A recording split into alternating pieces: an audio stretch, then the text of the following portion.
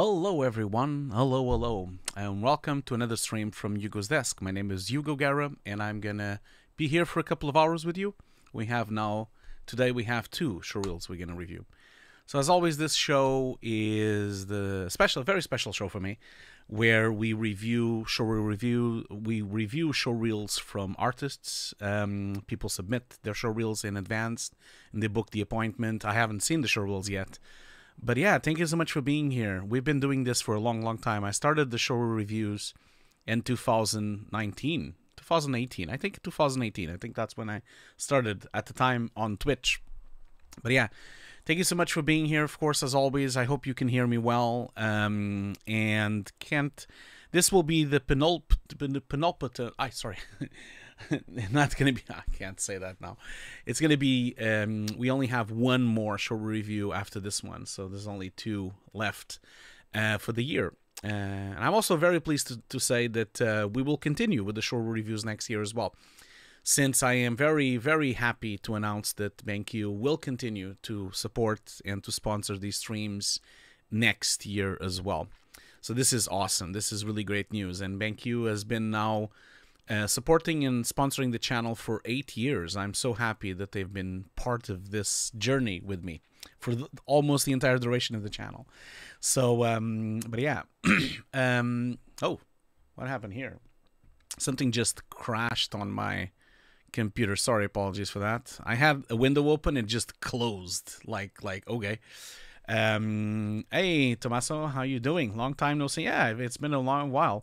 Welcome to the show, and hi Mikhail as well. A lot of familiar faces as usual. Thank you so much for being here.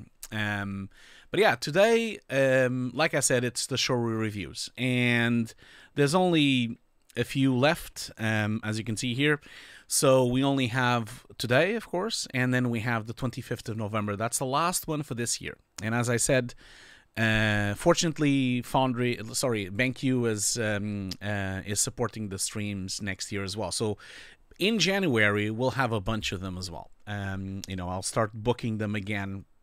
No, Mikhail, I haven't contacted Green Cola. I need to do that, yes. Anyway.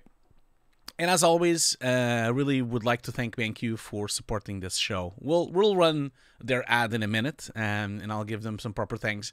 But before we start the showreel reviews, I just wanted to give some shout-outs to certain things, so just so everyone knows. So next week, on Tuesday, on Tuesday, we are... Oh, sorry, that's not what I wanted to do.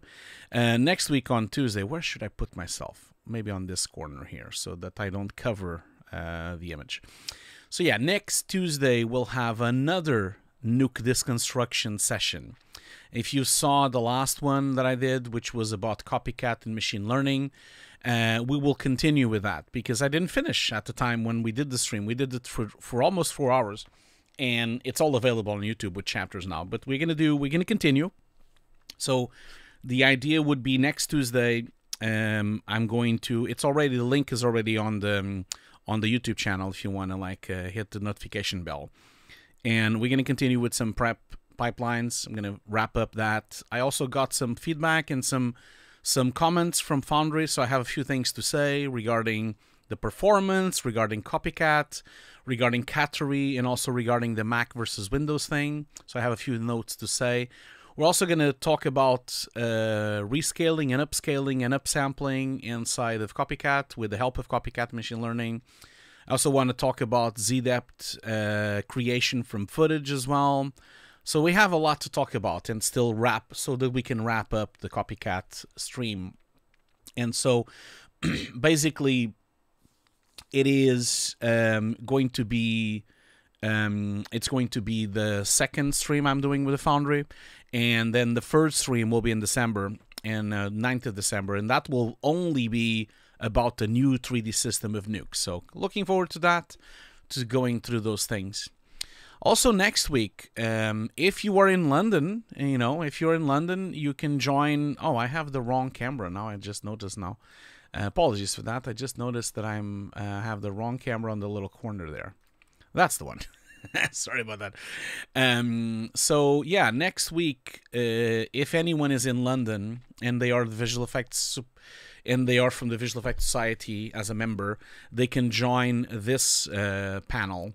It's a talk. There's several talks here that we're going to be doing, and this basically is for Visual Effects Society members, but they have opened up a few seats for regular artists that are not members. So if you want to contact the Visual Effects Society, you can do that, and you can also come in. This is November 19, and it's from 6:45 in the afternoon, and it's basically a bunch of people presenting about roto and prep with AI, and the whole thing will be, we'll have Simon Carr, we'll have Adam Walker, we'll have Marco Paolini, Adam Shabert as well, and Paul Ring, and myself as well. And we all be talking about different experiences with copycat and machine learning and AI and Gen AI, and also like roto tools, a bunch of things that we're going to be looking through. So if you live in London, just contact the Visual Effects Society, or you can contact me. I can help you with that. And yeah, and there are seats available for people that are not members to come into this panel as well. Okay. The other thing I wanted to mention, you mentioned that it closed, it got interrupted in Twitch. I apologize for that. Hey Thomas, how you doing? Hey Yoshi. Last thing I wanted to just mention is that next week I'm also going to do something new. I'm actually going to start streaming some gameplay again. So I'm going to be streaming, it's something different this time. I'm going to be, instead of playing games only, I want to do like these little special streams where I go through some of the games I'm playing right now. And so this will be like next Friday. I'm planning to start doing these things like maybe every 2 weeks. So that I can start having weekly streams really, because then I have the show reviews every 2 weeks, and then the disc constructions every 2 weeks, and then also the gaming every 2 weeks. That's my plan at least. And so I'm going to be showcasing a few of the games that I've been playing. I'm currently playing Silent Hill F, The Thing Remastered, and By Sweet Carol. I'm also playing a few more. I'm also playing this game as well, which is really good. Lamasoft Collection, which is games from the Spectrum and the Commodore 64 and Amiga 500 as well. I'm also currently playing... No, actually, that's it. I don't have the other one here. Funnily enough, I recently bought a Spectrum as well, so I don't need to kind of go through that and show that again as well. But yeah, that's really it. I wanted to like let you know that that's coming, and it's going to be really fun. I really can't wait to do that. And yeah, I mean, and as always, like you can always support the show as well as a Patreon if you want as well. We have now some special videos and workshops that are available just for Patreon. So if you want to check that out, you can on the link there. Yeah, some Spectrum gameplay, yes, some Sinclair Spectrum. That was the first computer I ever had in my life. I was 7 years old, you know. I'll show you. I have it here on the corner. So this is a Spectrum, like I have one here. So I just picked this up on a gaming market, actually. So this is the Sinclair Spectrum Plus 2. This is 128 kbytes of memory. Not megas, it's kbytes. So it's K, not M. And so it has a tape reader, so you can put the tape games there. And it's basically a computer, really. And so it's really light, though. It's a really cheap computer from the mid-80s. And when I was 7 years old, this was my first computer ever in my life. I love this thing. Well, I didn't have Plus 3. I had the Plus 3, not the Plus 2. But I couldn't find the Plus 3. Plus 3 was the only difference was that instead of having like a tape deck here, you had a disc deck. So that was the only big difference, you know, between it. Just put it over there. And yeah. And I guess that's it, really. History in my hands, yes, it is. It's a little bit like that. Okay, so as I said, couldn't do this without BenQ. I have BenQ here on my heart, as you can see. Couldn't do that without them. Also, would like to thank them for sending me this such a fancy shirt as well. I like this shirt a lot. It has a really nice drawing in the back. Look at that. You can kind of see it here. So look at that. It's quite nice. It is a really nice shirt that they sent me. Thank you so much. Thank you for doing that. And with that in mind, I'm just gonna play the BenQ commercial since they're sponsors of this stream. So thank you so much for sponsoring the stream. I'll be right back, and then we can start the showreel reviews. So hang on a minute. It's just a minute, okay? I'll see you right soon. And again, thank you so much, BenQ, for sponsoring the stream. And also thank you so much, BenQ, for sponsoring the channel and continue sponsoring the channel next year as well. So here is for BenQ.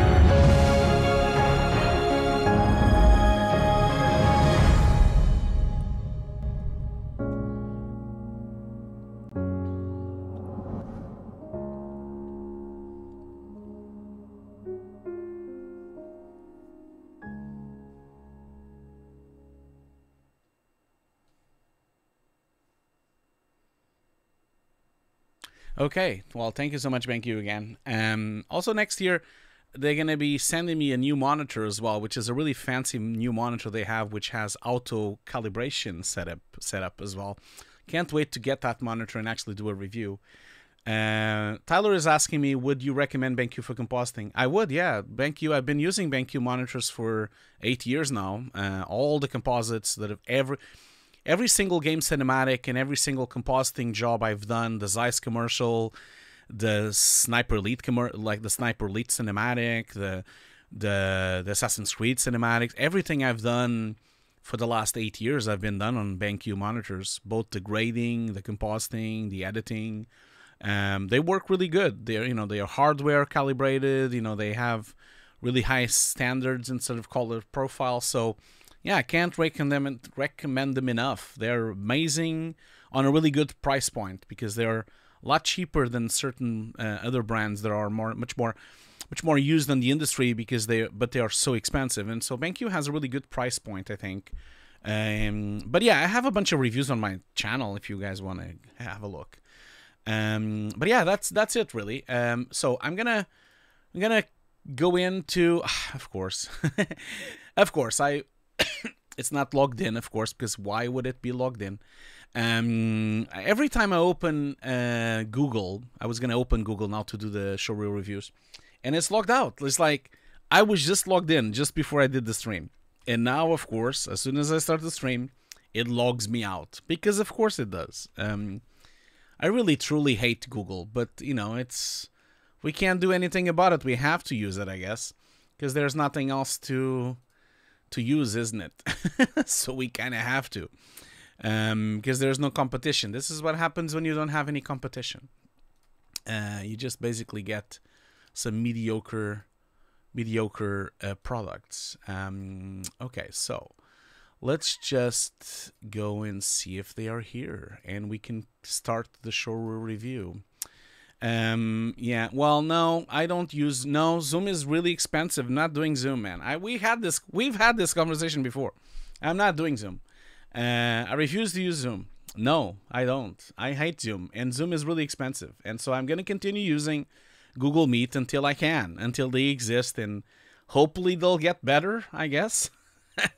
Hopefully they'll get better. That's at least my hope. But yeah, let's see if Mark is here, and we'll see. No, Discord also doesn't work, my friend, because Discord is only 720p. I can't be streaming in 720p. And also Microsoft Teams. No, there's no Microsoft in this house. No, I don't know. No, I will never use Microsoft products. Of course not. I hate Microsoft Teams. Microsoft Teams sucks. Like I had to use it for projects in the past. I don't really like want to support Microsoft at all. No, I'll just say no. No, it's fine. Google Meet is okay. It's enough for what I'm doing here. It's more than enough. Okay, so let's. You could self-host your service. I guess I could. I mean, well, to be honest, you're joking with me now, but you guys probably don't know this, but I have my own website, which is not a Google run website. It's my own hosting, and my website and my email and everything is actually a separate hosting. It's not on Google. It's because I've been on that email since, like, I don't know, 25 years, even before Google was a thing, famous as it is now. So yeah, so I've been running it as a third-party server from a company, and that's it. I've been running it for a long time. Yeah, but I'm not paying Discord. No way. Not paying any of these subscriptions, man. I have enough of subscriptions already. Anyway, Mark is waiting. Let's go and join them and see. Hopefully they're here. And yeah. Hey, Mark, how are you doing?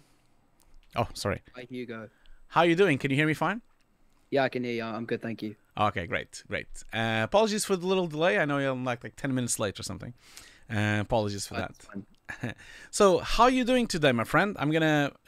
Do you mind if I put you on the screen, or do you only want audio? It's fine. It's fine. It's fine. Okay, cool. I don't mind. Okay, cool. So I'm gonna pump up your sound just a little bit, because it's a bit low. Okay. No, don't worry. I'll sort it on my side. It's because I usually have it a little bit low anyway, because some people have their mics really high. Okay, so let me just put it on the screen here so for everyone to see it. Okay, cool. So tell me things about yourself, Mark. How are you doing? And thank you so much for joining the show.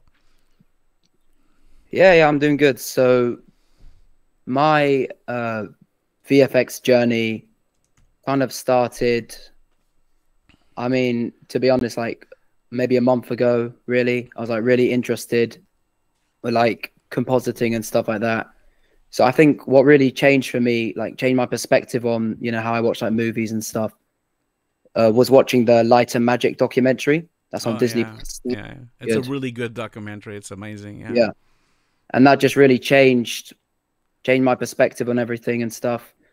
So I started like looking into, you know, how compositing works and stuff, because I've always been interested in like movies and stuff and how movies are made. Yeah. But, you know, I thought, you know, I'll go further because I've always done like Blender. So in the past, my background's like 3D animation stuff. Mm-hmm. So that's why I do like Blender and stuff for a couple of years. But then I obviously started learning Nuke maybe in like a month ago. And I'm just kind of like dipping my feet in, you know, I'm just like learning a bit of everything just to see what's for me. Yeah. So like for the last 2 weeks, I've been doing a bit of Houdini, for example, just to see. But yeah, Nuke is like where I first started like proper VFX stuff. Okay. Well, you must be the I don't think I've ever had anyone coming into the show that I've only used Nuke for a month. That's incredible that you actually have made a showreel in a month and you actually send it over and submit it. That's really remarkable. So how has that been going? Like, are you like doing a really intensive crash course on it? You just binging YouTube? How's that going? Like Yeah, I mean, what I've done is like, well, yeah, YouTube tutorials, of course. But I mean, I would say my showreel's pretty, I mean, I wouldn't say it's bad, but it's all right, you know. Yeah. Just testing some things, you know, just trying my hand at a bit of things, because the reason I wanted to get into like VFX and compositing in general is because I've always been interested in like how movies are made, how the picture comes to the big screen. Yeah. Yeah, that's, yeah. And so you've only been using Nuke for a month, and so how did you find me? Like, did you knew about the Showreel Reviews? Was that? So, I mean, when I search up like nuke tutorials and stuff, your like this was a couple years ago now, but it was like a 2-part series on life as a VFX supervisor. Oh yeah, yeah, I have to. Yeah, I watched that and I was like hooked. Basically, I really enjoyed that. So I just looked at some of the other videos and stuff. I've also watched Alfie Vaughan. I don't know if you... yeah. I watched I think that was like the first like kind of tutorial bits, like nuke basics, and I think I watched the Foundries like tutorial. Yeah. And yeah, just and Action VFX as well. Yeah, they have some great stuff as well. Yeah. Do you mind me asking how old are you? Yeah, I'm 17. Oh wow. Okay, So, that's incredible. Okay, that's cool. Well, congratulations, and I've checked your showreel already, but I'm gonna put it up for everyone to see. And now I'm gonna share my screen with you because you know, the stream is so delayed that you're not gonna be able to watch it with me if I'm pointing out stuff and everything. So you should be seeing my screen now. Yeah, I think you are. And okay, so I have your showreel here. So I'm gonna just have your showreel looping. I'm gonna take out the audio from it because I don't want to be like claimed as I usually am if I have copyrighted music on it. So I'm just gonna give me just 1 second. Just 1 second. Yes, that's what I wanted. So because I wanted to put us here on the little corner there as well. Okay, so we'll just stay there in the corner, and I'll just loop this, and everyone can see it. Okay, so this showreel, like you said, you've started using Nuke a month ago, and so tell me a little bit about this. We'll go through shot by shot, but is the CG yours? Is it like collaboration with other people? Where is this coming from? Most of this footage and CG and so the CG shot, the CG element, the first shot. That's so the model is from Blender kit. But everything else I've done I animated it in Blender. So all the like extra footage, so all like the landscapes and the other shots, they're the original videos from Pexels. So I've used that before for like looking at other stuff. So those are from there. And then so for example, that green screen person, that's Action VFX, just practice footage. But the CG, the only like CG like element is the plane in the first shot. And I didn't make the plane, but I've animated because I've done animation before in Blender. It's just the merging between the two, you know. It's my original like passion for like, because Blender was like my first software which I've learned. And Nuke was the second one, and then now I said Houdini. I'm just like diving into there just to see different things. Yeah, of course. And so when did you started learning Blender? How long ago? Oh well, I mean, I did Blender when I was like, well, I did Blender for like maybe a year or so when I was a bit younger, maybe 12, 13, but just for like, cool, man, basic stuff. And then I just had a break, like as in like, I didn't do it. I wasn't like interested. I was doing other things. And then I think I just started up at Blender, like I would say maybe even this year, like might be in April even. Just going back to it, but like properly looking at things.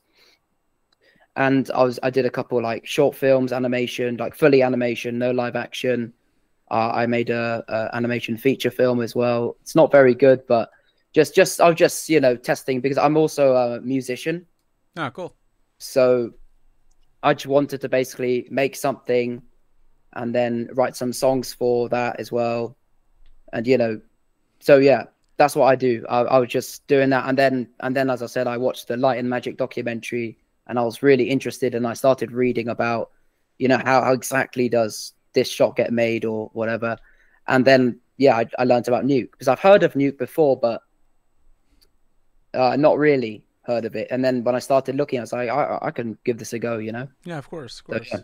Cool, man. Well, that's amazing that you're a really multifaceted artist, man. That's really nice. Oh, you by the way, maybe you'd mentioned this, but I was listening to you. You're calling from the UK, or are you UK based? Yeah, London. Okay, cool. Well, I'm in London as well, so we're not far off then. Okay, cool. Well, let's go through the shots then. So it's like you said, like the showreel it has some issues and it has some things, but let's go through it. Yeah. You know, let's go through it together. I think so that I can give you some pointers and what you can improve, and the next time you do it, or on these specific shots, if you still want to go through them, you know. So first off, this shot is from Pexels as well. Where is this footage coming from? Just curious about that. Yeah, Pexels. Okay, yeah. cool. So the first thing I would say is let's start with the first thing I noticed was the tracking. And so the fires and the explosions, they need a little bit more work in terms of tracking. Mostly, you can kind of see that specifically this one is sliding a bit. I can see that. Yeah, it's sliding a little bit off, so it's not really attached to the floor. This one is a bit better. So this one is a lot better than the one on the left side. So it slides less, but you probably need to address that one as well, because it also slides. And you can kind of like tell that because it's really, if you look at the rocks around it, it's like moving around where it should be actually locked near those rocks. So that would be my approach to doing things like this, would be to just pinpoint something around it and try to just use that as a reference of where it should be sitting in the screen. How did you track this? Was it like a 3D track and then you put this in, or was it individual 2D tracks? So what I've learned so far in terms of tracking is 3D. Yeah. So I mean, I've done 2D as well, but for this shot specifically, I think it was 3D. Yeah, and I think the plane. just did the whole thing. Yeah. So I think then your 3D track is probably sliding. That's probably it. Yeah. Because of the nature of these fog, because these are Action VFX plates, aren't they? They're stock, right? It's just the same one. Yeah. Yeah. So I didn't have any. Because they are just 2D plates that you have from stock. I do think you could probably 2D track them. They will probably give you a better result. To just put them in. It's no problem with doing that. I think it would work probably better, and then you can use some of the things around it to try to pinpoint that. The one on the front, the one on the front of the camera, that one you can't notice that it's sliding because you don't see the base for it. So that one is fine. Then the second thing I would say to you is that the light direction is off right now. So if you look at the dunes and you see the sunlight and the sun direction, you can see the light is coming from the right side, upper right side, because you see that on the dunes shadows. So basically the sun is coming from this side, hitting the dunes here, a quite harsh 12 o'clock shadow. And right now your smoke is not with the same lighting direction. So it's almost like it probably would even work better if you mirror these pieces of smoke, because I would more believe that the sun would be on that side than on this side. So I think maybe look into that. Although I do think that your smoke piles, they are not really with the correct lighting, you know. But that's difficult, of course, because it's stock. Unless you do your own explosions and fire, you won't really be able to fix that. But try to see if you either can find a better element that might match the lighting, or try to fiddle around and try testing mirroring it, or reversing it to see if it works better. And the other thing as well is that because it's such a harsh shadow environment, I would see shadows on them.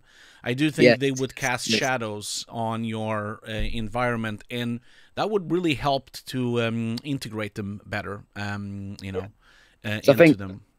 The shadow in the foreground, the smoke in the foreground, that's like the original. Yeah. And then the other two are mirrored.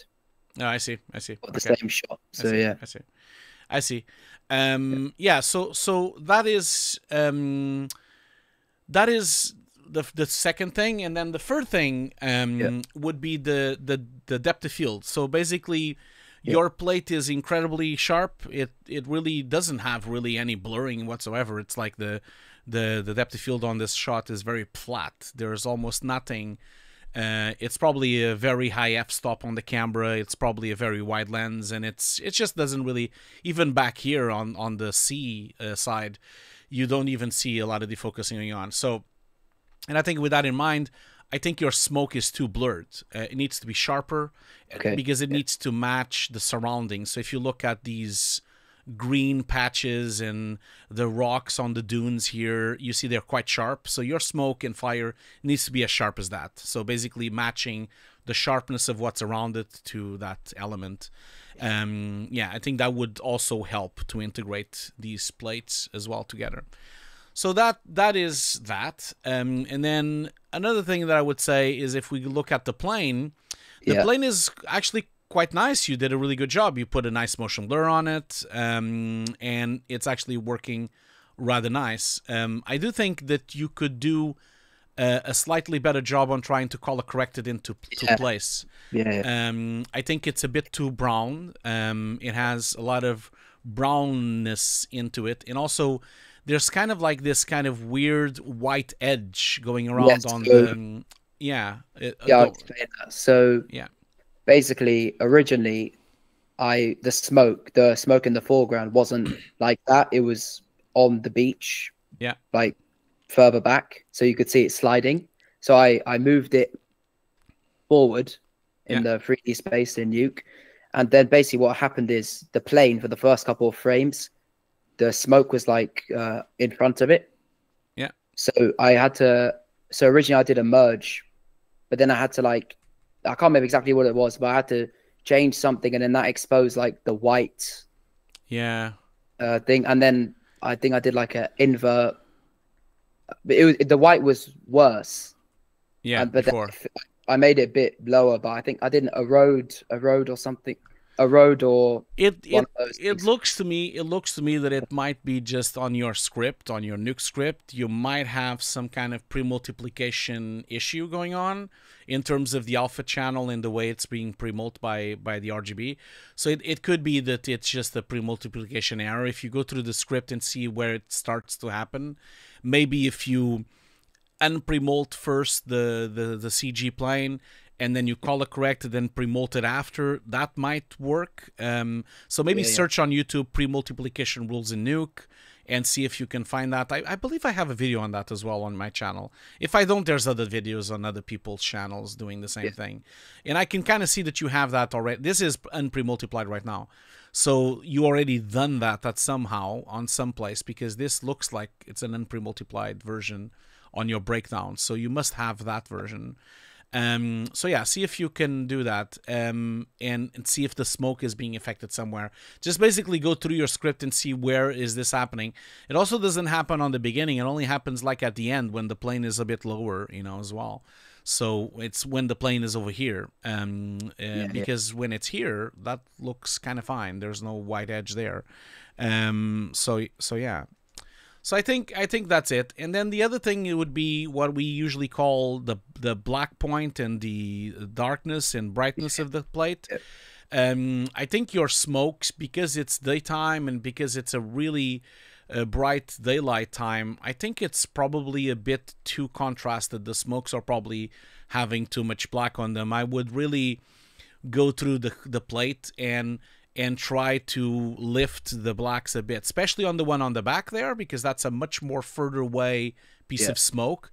So it should be a bit more lifted, so it would look a bit more foggy because it's so far away from camera. And the darker one will be the one on front. So you should construct a way of making the front as it is, and then the second one, which is on the left there, that will be a little bit lifted on the blacks, and then the last one will be even more lifted, so that you would create a sense of atmospheric, basically a sense of depth into the three plates, of the three smokes. So yeah, cool, man. But it's again, let's not kid ourselves here. Like, you've only used Nuke for a month, so I must tell you, Mark, that this is absolutely outstanding. If you've done this from someone that has learned Nuke in a month, this is unbelievable. Like, because I think it took me a lot longer to actually do something like this a month into Nuke. So you are a very fast learner then. So if you're already building something at this level, it has a lot of problems, yes, and it has a lot of issues that we're going through it. But that's, you know, it's only a month. Like, it's too little time. There's no way you were gonna. If you would have had a perfect comp, I would have really suspected something wrong, you know. So yeah. So cool. Well, great job. And I think most of the things we discussed, I think they can be solvable, and you can probably tweak them. You know. One thing I must say though, like, and that's something you can really fix, but it is a bit peculiar that the plate that you've picked, these people are so relaxing going to the beach, and there's like a war going on there. But that's not the problem. I'm just mentioning that I think it's actually funny that they are just like so relaxed. So just chilled, going to the beach. Okay, let's move on to the next shot. And Mark, if you have any questions, go for it. Okay, don't be shy. Yeah. Okay, so yep. So I put a final. If you saw, is that something? Because I put the breakdown. Yeah, that's that. Yeah, that's great. Yeah. Of course, no, that's fine, because we usually have a breakdown. Obviously the one that you have here, the only difference is that you have a larger plate with the plane as well, and of course now you're showing even more white edges as well. So there's definitely something going on here. I am sure, I am absolutely certain that it's a pre-multiplication problem. So go and research on YouTube pre-multiplication rules or pre-multiplication pipelines in Nuke, and watch a few videos on that, and I'm sure when you watch them, you will then fully probably understand what to do here. It really has to do with trying to unpremult your plate, color correct it, then premult it after. There's a few rules and a few things that you kind of need to do on your scripts for it to work. You know, so yeah. Okay. So let's see here. Mikael is suggesting on the chat on YouTube, saying maybe you can clean up the people out or put a runway on the background there. That's a lot of work, Miguel. It's a lot of work, but it is a nice idea. Okay, cool. So let's get to the next one. Yes. Just about this shot. This was my first like proper shot. So it was based on Doug Hogan's Action VFX. He did like a 5-part basic tutorial, and I think he did something very similar, nothing to do with the Eiffel Tower, but it was like the same thing, like the 2D elements going down. I think it was a car, and then the explosion, and it was like and I just like watched that, and then I just thought that was like the first proper this is the first shot I did properly. Yeah. Cool. So cool. Yeah. Okay, so this shot here, in the plate is also pixels, I guess. I'm assuming. Pixels, yeah. Yeah. So this shot actually has, for me, in my view, it has more problems than the one you did before. Okay. Let's just go through them one by one. So first of all, I understand what you're trying to do here. I'm assuming that the meteorite that is falling down, is it actually hitting the tower, or is it in front of the tower? Like, what's your plan here? Is it actually hitting it? Yeah, the plan was hitting it, but then I did I did like a paint out. It wasn't very good, but it's only like 2 frames. Yeah. So the only thing, the thing that I would say to you is that for it to look real, well, there's going to be a lot of work for this to look anything realistic if you really want to do it. Sure, First of all, I'm going to script frame by frame on the final version, which is where does it say final? There, yeah. So as the meteorite come down through Earth, you need to, I don't even know how you can do that. Maybe you can find some elements to fix that, but as it hits the Eiffel Tower, you need to break the Eiffel Tower. You need to see something breaking. Yes, that means that on the frames, like on this frame that it hits first, you should be seeing the tower being disintegrated on the top. So that means if you can find some kind of elements of little pieces of metal breaking down or something that would get hit, like that basically would hit the tower. Yeah. One thing I would say to you is, like, I don't know if you know this on films, nothing get, like, if you watch films that usually have meteorites or things, especially like disaster movies, they never hit from the top. They always hit from the side. And that's because meteorites come in onto orbit into Earth, and they come on a round orbit going down. And so as they never drop from the sky like this one, they basically, that's why they hit from, so basically the meteorite will probably come from, imagine the right side here, and it would hit the Eiffel Tower from the right side, and then it would disintegrate it. Because coming from the top is very unusual. Because the way the meteorite would come into Earth, it would not come on a straight line, you know, because it would be affected by the Earth's gravity, and so it would curve coming in.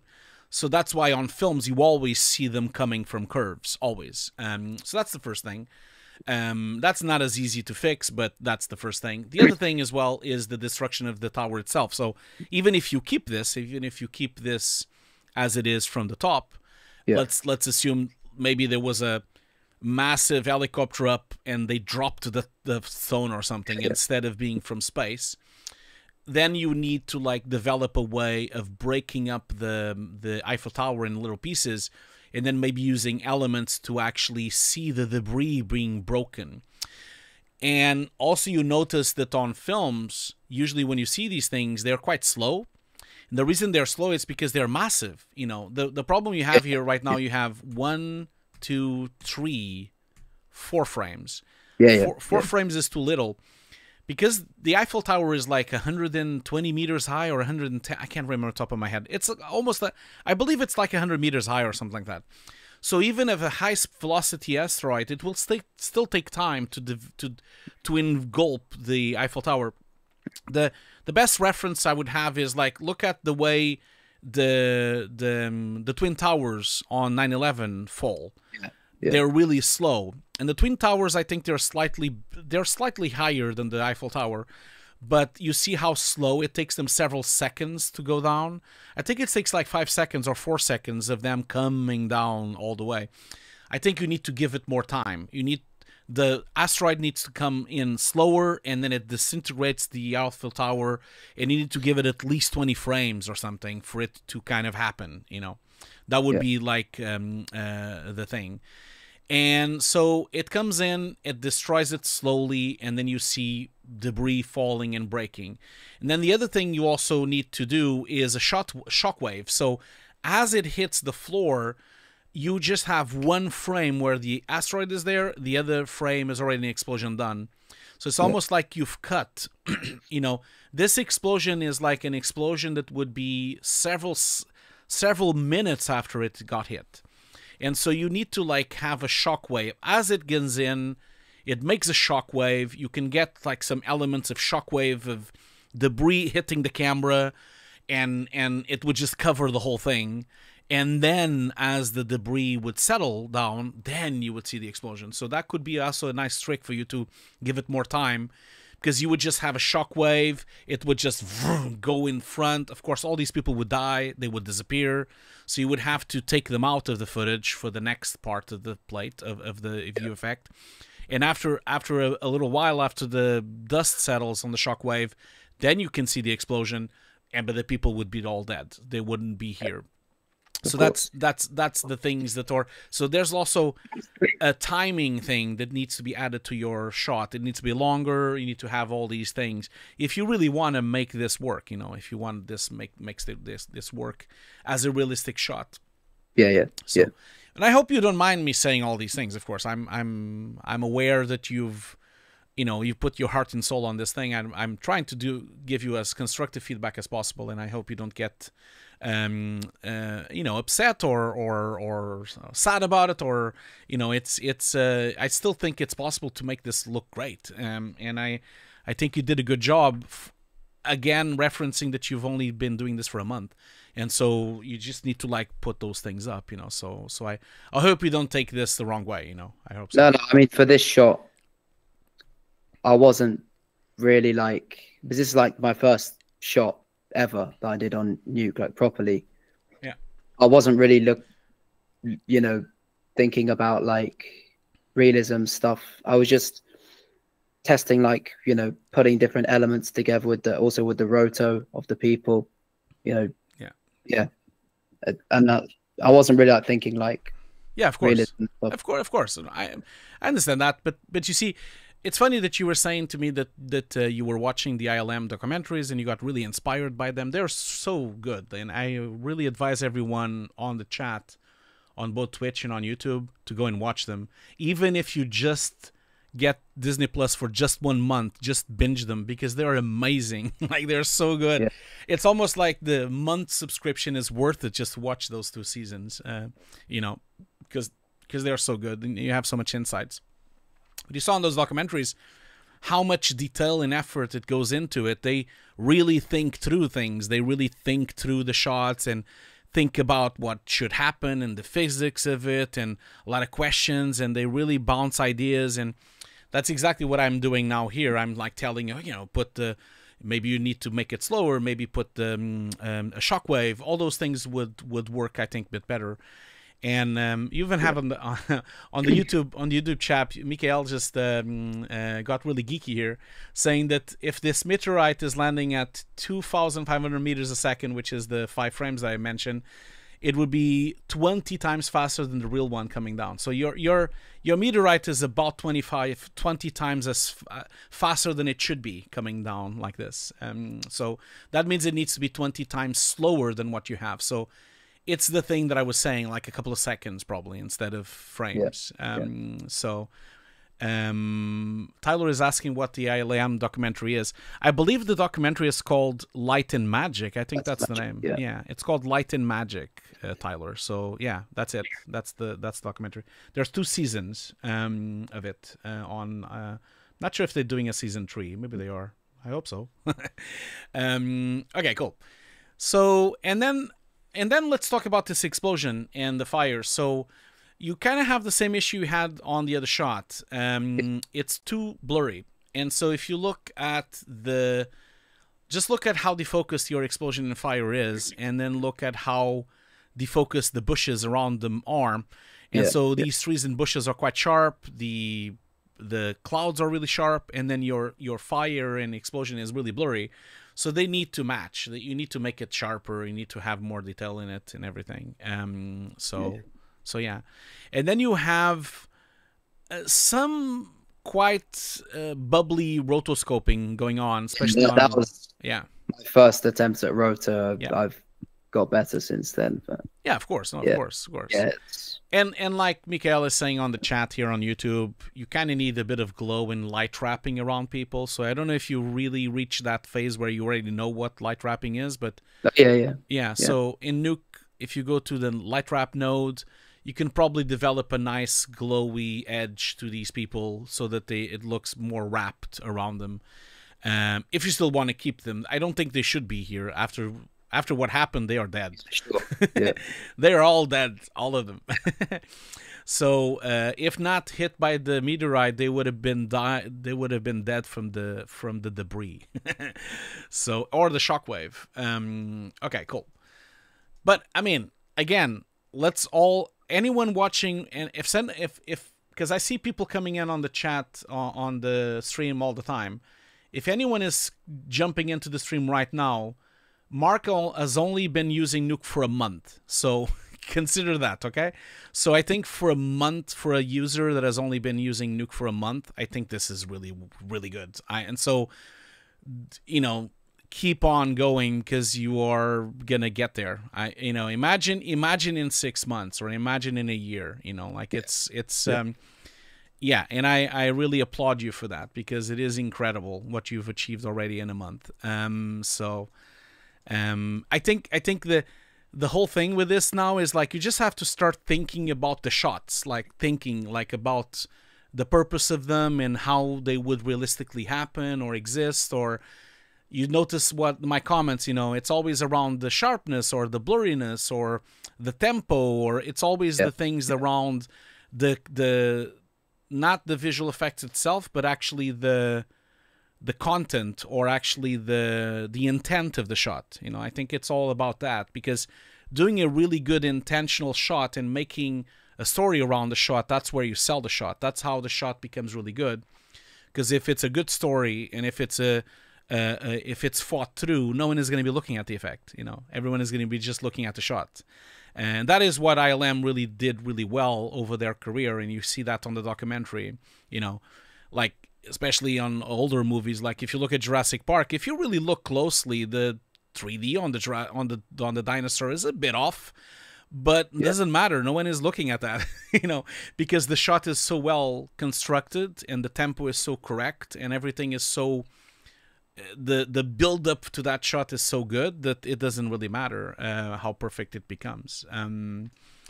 Okay, so let's move on here. So the next shot. So next shot we have like this. I'm just gonna scrub through the final version before we go through the. Oh yeah, okay. It doesn't have a final, so that's another one. Okay, so let's just go back here. So this would be your keying exercise, I guess. So that's an Action VFX plate, right? Yeah. So you keyed it. It's a quite nice key. I mean, you've zoomed in, so you've already giving me reason to comment, because you can kind of see it's a bit pixelated. It's a bit harsh, the edges. So you need to kind of, if this is actually the final result of the key, you just have to like tweak your edges by using edge extensions. You can use edge blurs. There's a lot of things that you can do to try to soften and get a more correct edge for this dude. Now you've darkened the shot so much that it doesn't really make a bunch of difference. You don't see it much, but that's another comment I was going to tell you. Like, I think you went a bit too far with the darkness. Sure. I think you went a bit too far, because the plate you've picked is completely daytime. It's like really sunny. And as we go, I mean, I understand that sometimes, it is possible for us to see such a dark shot, but again, think about intent. If a director was doing this shot, if they were making this film, they would never really make it this dark. And as you probably notice on films, did you notice already like that most films set on night, they're not that dark. They're usually very bright. Everything is super bright. You see their faces, you see the outlines, you see the cars. That's because when they're filming them, they're not at nighttime. There's a bunch of lights there, and there's a lot of spotlights, and there's a lot of lights in the film set when they're filming it. And so, because, you know, they want the actors to be seen and they want it to look like that, unless it's a silhouette shot, and that's a different thing. If this was a silhouetted shot, then yes, we could have it like this dark. But then for it to be a silhouetted shot, you would have to have bright stuff behind. So let's give you an example. Some of the most famous and repeated shots in history of film is the dude walking in slow motion in the front and there's an explosion behind him, you know, and that's a silhouetted shot. It would be a massive explosion behind him, and then you would just see a silhouette of him, and that's like a cool shot. But then here you just have darkness. It's too dark, you know. And then also, like, in terms of light direction, you're also having a bit of a problem, because even if I believe that this is moonlight on here, and sometimes the moon is quite strong, and I could believe that sometimes it makes shadows, because it does. I've been out on days where the moon is so strong that you actually see shadows, but then the guy is wrong shadowed, you know. So because you see this building is getting the moon right at the front, and then the guy is from the side. So if you look at this building, he should be having light in the front. So because you can't change him, what you should do is you should find a background that has light coming from the left side. That's what you should try to find. Basically find a photo or an image where you have some kind of sun coming from that side, so that it kind of matches him, you know. So yeah. So that would work, I think, if you would do that. Now, in terms of key and roto, I think you did a good job. It's a very harsh thing, but because it's so dark, I think you can get away with it, you know. So, Sure. yeah. Yeah. Now, one thing I would say, though, if you want to make it a bit more realistic, is that usually when you kind of see it a little bit here, even if the footage, original footage, notice how soft the green cloth is. You can kind of see a bit of defocusing here, because when you have an actor like this, they focus the actor, of course, and there's like a bit of depth of field going on here. And so I think your background would have to have that as well. Like, because right now your background is so sharp, it's actually sharper than him. Yeah. So you need to like give it a bit more depth of field, so that it looks more realistic in that sense. So I would definitely do that, you know. So. And you see, Mikhail is actually even adding more conversation to the chat here on YouTube, about the light direction. He thinks could be a good try if you want to try that. He actually thinks if you flip the footage, it would work, because he says that the cubes on the ground, the light is coming from the right side. So he is probably right. Although I thought that was a shadow. I thought this was a shadow, but it is. I guess it's a shadow of that pillar. Yeah, it is, because I was watching it at nighttime, so I didn't really notice. But if that's the shadow of that pillar, that means the light is coming from kind of like front right side. So yeah, if you flip the footage, it would look better. It's still not perfect, but at least it would match a bit better. Yeah. So if you mirror the footage and this building is on this side, and then you add some depth of field, I think it could work better. So mirror the background. Just the background, yeah. Because I think it would work a bit better, because then we would have, you see, these cubes that are getting a lot of light. The light is still not perfect, because the light direction should be really from the side, but at least it's the correct side, you know. So yeah, so Mikhail has a point there on the chat. Thanks, Mikhail. Polymonger is saying maybe use Beeple AI to get a normal map and relight the guy. That's actually a good point. I don't know if you heard of this, Mark, but Beeple AI is a really nice tool that makes this kind of map. It makes a normal map. Then you can use the relighting tool in Nuke to relight the actor. So could be a good try. I know they have a trial, so you don't even need to pay. I think it's a trial for like 7 days or 10 days. Maybe download Beeple AI and have a look at it, and maybe see if you can get some normals from this person and then try to relight him. That could work. It's worth a try. So thanks for the suggestion, Polymonger. Okay, cool. I think there's one more shot. So yeah. Yeah, this isn't really a shot. It's more like I mean, it is a shot, but it's more like a kind of my attempt at just like a set extension / a painting kind of thing. Yeah, this is that really famous castle in Switzerland, isn't it? It's because it's the one that everyone calls the Disney castle. I was there a few years ago, but it's a shot from the front. So okay, so your objective here is to integrate that castle into this photo, right? That's your idea. Okay. So yeah, so I think, let's see, where's the final version? Yeah, that's the final version. I think there's two things that is happening here. So you have way too much glow. I think you need to have less glow, and in fact, I don't even think you need glow at all, because the photo was fine. You know, this is fine. This is nice, and it has a nice look to it. It's okay. So I think even this version is better than the final version that you've made, because I think you went a bit too far with the glow and the color correction. Then there's a depth of field problem as well, because you see the mountains behind where the castle is. They're really sharp, and your castle is too blurred. Even this mountain, you see my mouse, right? Yeah. Even these mountains here, they are sharp, and so the castle should be sharp as well. So that's problem number 2. So the glow is number 1. Problem number 2 is the sharpness of the mountains versus the sharpness of the castle. And then a scale problem. This castle is too big. Like, if you look at the mountains around them, this is like you've made a massive, oversized castle. It shouldn't be that big because it's the stuff around it. It's so much smaller. You see that by the tops of the snow, and you can kind of see that this is really big because of the snow. So your castle either has to be more to the front, it has to be closer to camera, or it has to be, so that means the castle should be actually in front of these hills, so behind this grass here. So in that way I would believe it, but maybe it would be like that.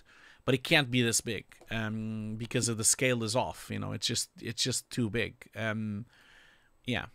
So have a think about that. And do you have the picture, the original picture of the castle? Yeah, you see that on the castle itself. Yeah. So you see here, you see how the size of it is compared to the trees and the bushes, and also like the rocks behind it and everything. And when you look at your footage, you see that. Wait, sorry. That it's almost like this is really gigantic. These mountains are as big as this one. It's just that they are more far away. So your castle would probably work better if it would be integrated into maybe this mountain here. Maybe could be like tiny here, or if it's bigger, then it would be in front of everything and behind these bushes. And so you would have the castle, maybe we would believe that behind this hill there would be another hill that would have that castle, and then you would see a little bit of the castle there. So I think there's like a scale problem going on here as well, you know. Yeah. Cool, man. And that's it. That's the final thing. Cool. I'm gonna just like loop your thing a bit here. So yeah, so Mikael, once again, he has always really good points. He was like saying, I can accept the bloom, the glow, the bloom from an artistic point of view, but he has a point that even if you want to put the glow, it would have to be exponentially glow, because right now you have glow everywhere. So exponentially glow, there's a couple of nodes in Nuke that could do that. If you can't find them in Nuke, you could go to Nukipedia, which is like a repository of plugins and gizmos. And there's definitely a really nice exponential glow there that you can download. Because it would be like, it would glow on the bright and then not glow on the dark things. And so I think what I did here was, it wasn't a glow. I think it was a God rays. Yeah, so is this not a glow? Is this, but you put a glow node, didn't you? Or is just God rays? Oh, is this just God rays? God rays, yeah. Yeah. Well, it's still the same thing, yeah. It's producing, yeah, because it's stretching the pixel, so it's producing a glow because of the God rays. Yeah. But then if that's the case, then you need to like make the God rays smaller or less affecting. In my opinion, I don't think you need them. But if you do keep them, then you need to make the intensity of the God rays less. You know, it has to like affect less the image on the front, so it would affect more on the back there instead. You know, so yeah, exactly. Okay. So yeah, so Tyler is saying on the chat on YouTube, it's understandable to make the mistake of oversizing things when we're thinking about them as subjects. He has a point, Tyler, because you often that's a problem. Like if you're thinking too much about them, then you forget to kind of like start addressing scale and really like the intent of the shot, you know. So that's kind of what I would say. But again, Mark, like I said from the very beginning, for someone that has been doing Nuke for 1 year, for 1 month, and taking into account that you are 17 years old, I think this is a great start. It's a fantastic start, and I really commend you to actually come in here into the show and show the shots as they are. I think right now I would say that, don't get me wrong, but I think your shots are like a work in progress. You know, they kind of need work, and they're not final, and you're really working on them. But they're really a great start. And I think I can already see that you're going to be great. And so if you can continue, watch more videos, learn more Nuke, I can't wait to see what you're up to in 6 months from now. You know, like it's just don't give up and keep going and just start having more, think more about intent into shots. You know, like, what is this shot going to show? What's the story behind it? What's this castle? Should it be there? What's the size of it? Start thinking about those kind of things. And then, so that means like building the shot from, like almost like doing a mock-up first, and then start thinking about the physicality of the shot and how the depth of field should be and what the scale would be and the tracking would be. It's almost like have the idea first and then start to build backward, like start constructing the shot, like this Eiffel Tower thing.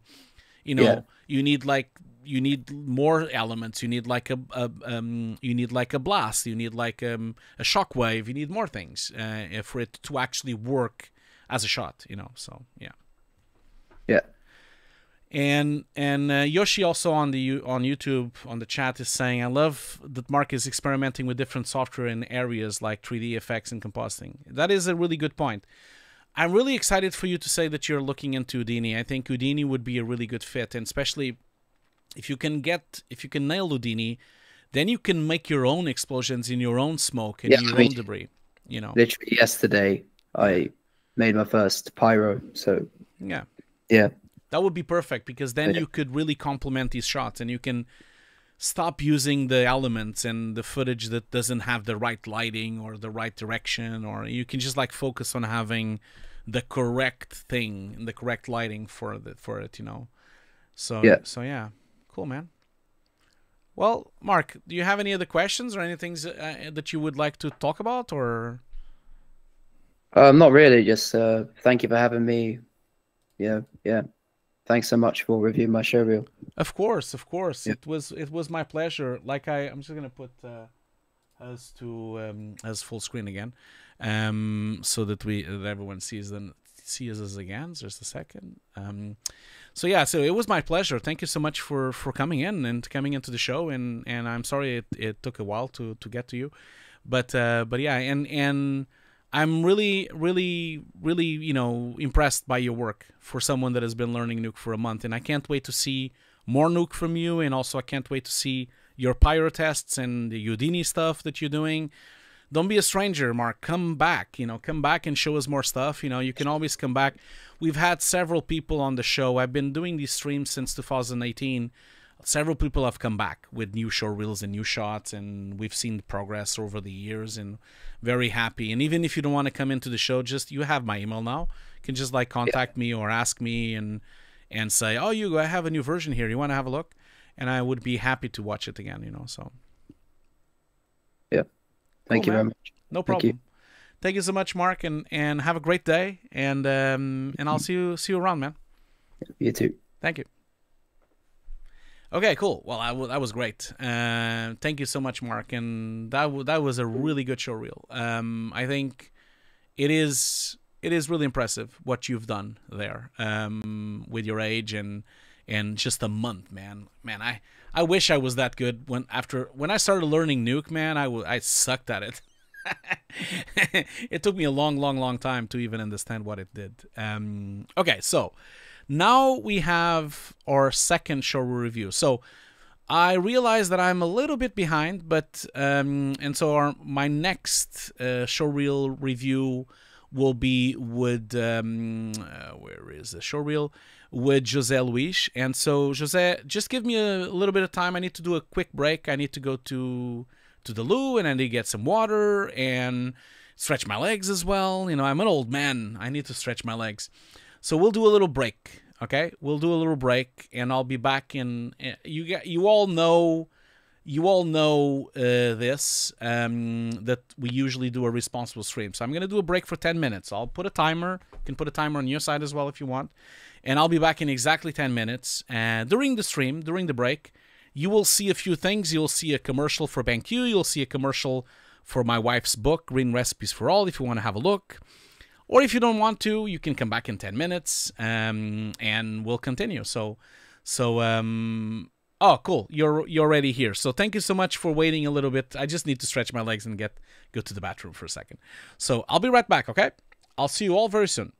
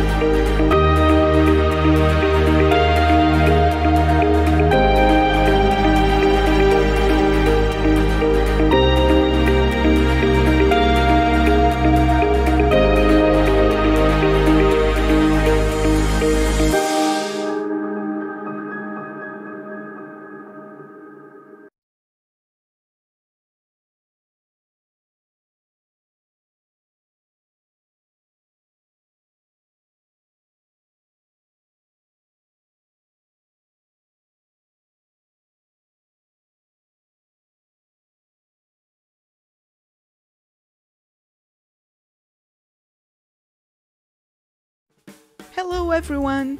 I'm super excited to give you a glimpse of my first cookbook, Green Recipes for All.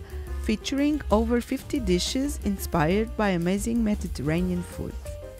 Inside, you can find recipes made with a variety of fresh, healthy, and versatile ingredients and popular plant-based products.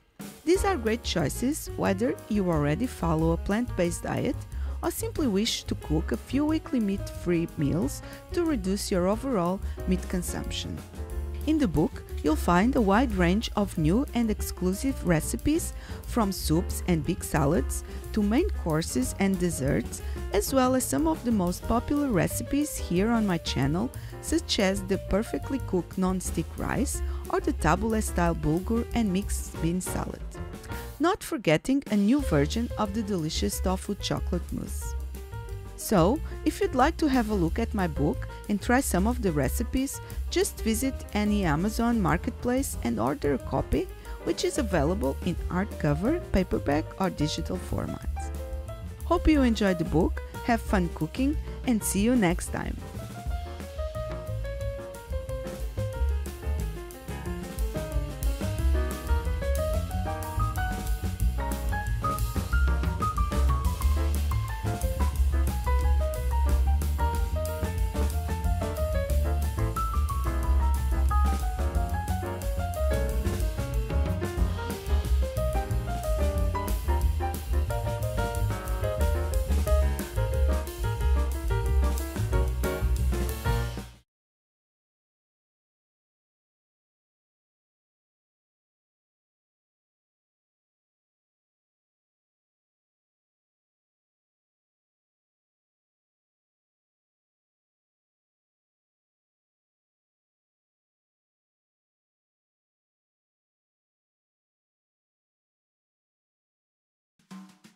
Are you interested in learning compositing? My new course is currently 50% off. Join today to have access to 150 pre-recorded classes, 50 hours of training, using real production assets covering industry standard techniques, with over 200 gigs of showreel material, and access to a private Discord channel with over 2,300 students. This course is endorsed by Foundry and has access to a Foundry student license paid separately. Join today at hugosdesk.myshopify.com.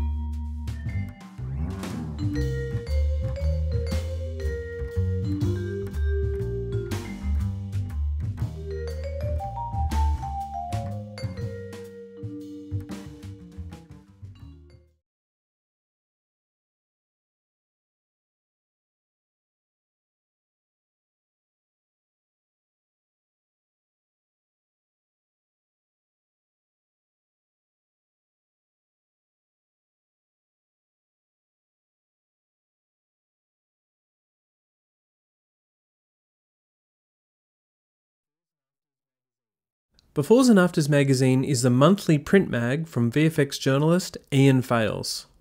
Go in-depth on key visual effects topics with major VFX supervisors, artists and studios. Each issue covers a different area like creature animation, miniatures, on-set VFX and VFX tools. Find your copy at beforesandafters.com/magazine.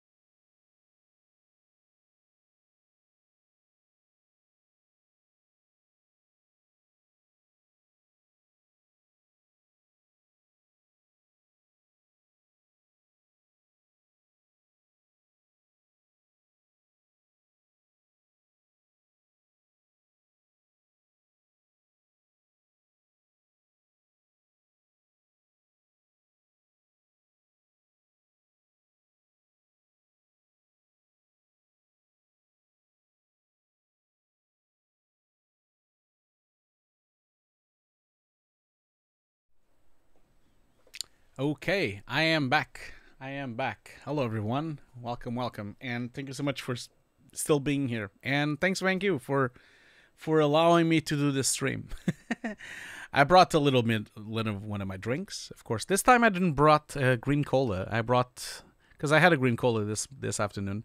So this is a green lemonade. It's the same brand, but they're not a sponsor, by the way. I keep saying this, like, so that people know. This is also really nice. It's lemonade from the same brand, green lemonade. It's actually really nice, refreshing. It's like a really nice cloudy lemonade. Let's hear it.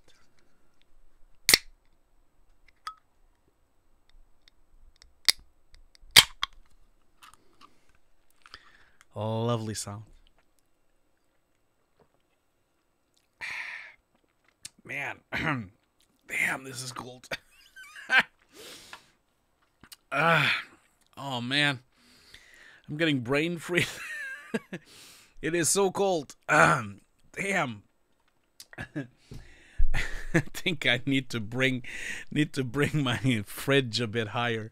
Damn. Okay, so let's go to the final showreel of the day. So let's call them in and see if they're here. Hopefully they are. Let's just bring them in and see. Okay, so José should be here. Let's have a look. So, no, they're not here yet, but that's fine. So José, if you're on the chat, just come into the call. We'll be here waiting for you. It's not a problem. So yeah, in the meantime, I just, like, before I forget again, like, don't forget that next Tuesday we're gonna be on the. Oh, hi, José. You're just there. Hello. Hi there. Sorry, I was just gonna announce something else while I was waiting, but that's fine. I'm glad you're here. So let me just. So José, do you want me to just have audio, or do you want me to put the webcam as well? You can put the webcam. Okay, Yeah. cool. Okay, so let me just do that real quick, so that everyone can see you as well. So thank you so much for joining, José. How are you doing? Thank you so much for I'm doing good. joining today. First of all, my English is not very good, but I will try. Oh, it's not a problem. Don't worry about it. Don't worry. It's gonna be fine. You'll be fine, man. Okay. So I guess does that like oh, sorry. I need to pin this like okay. Does that mean, where are you calling from, by the way? Spain. Okay, cool. So José, like, tell me a little bit about yourself first, so that everyone knows you. So I'm a VFX compositor. I've been doing this for like 4 years now. Okay. I work at El Ranchito in Spain. Oh yeah, I know that company. That's a really nice company. I know that company. Yeah. And I also did like a lot of freelance stuff, like advertising, and I'm also kind of a generalist in that way with Blender and stuff.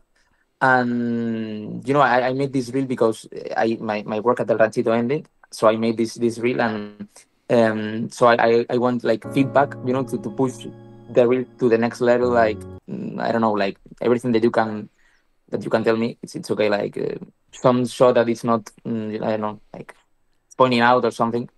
So you're looking for work right now? Then that's what you mean, like. I just find a new job like last week, so no, but I want the feedback. So Okay, cool, excellent. And so you said 4 years, right? You've been doing it Yeah. for 4 years. Have you always? Yeah, like in a company, yes. Yeah. Have you always been? Yeah. Sorry, Mikael. I know Mikael is saying that you heard by mistake the Da Vinci started playing.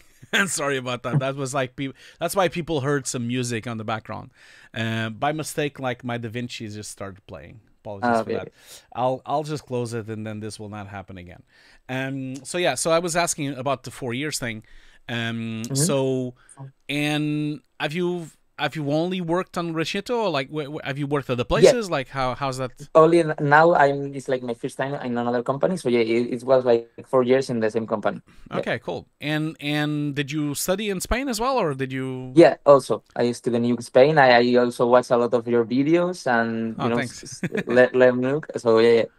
Oh, cool. And have you ever left Spain to work, or you just been No, there? that's what I want. Like I want to, like work in. It's like a dream, like one big film, like Marvel. I don't know, like I'm kind of a geek, so. But I never leave. I want to.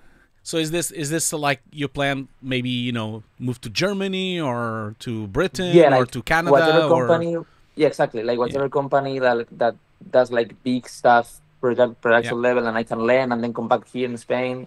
It's like my dream or something.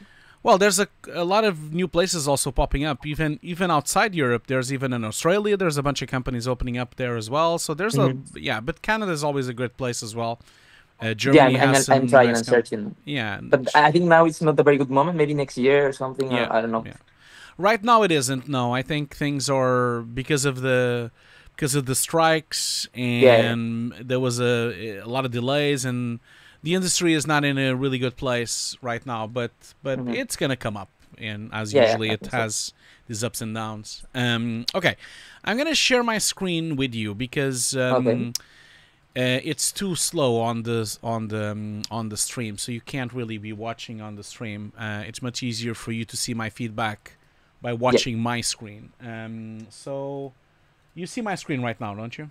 Yes. Okay, cool. So let me just put ourselves here as well on the little corner here, like I did before. And so I'll put ourselves here on the corner. Okay, cool. Now I'm gonna have your showreel looping, and I'm going to also have I'm gonna remove the sound if you don't. Yeah, mind. because it has copyright by the way. Yeah, it always does. So even when people tell me that it doesn't, then it ends up having it. So I'm not risking it anymore, Okay. Because I always get flagged anyway. So José, so this showreel, is it all production work or is it personal work as well?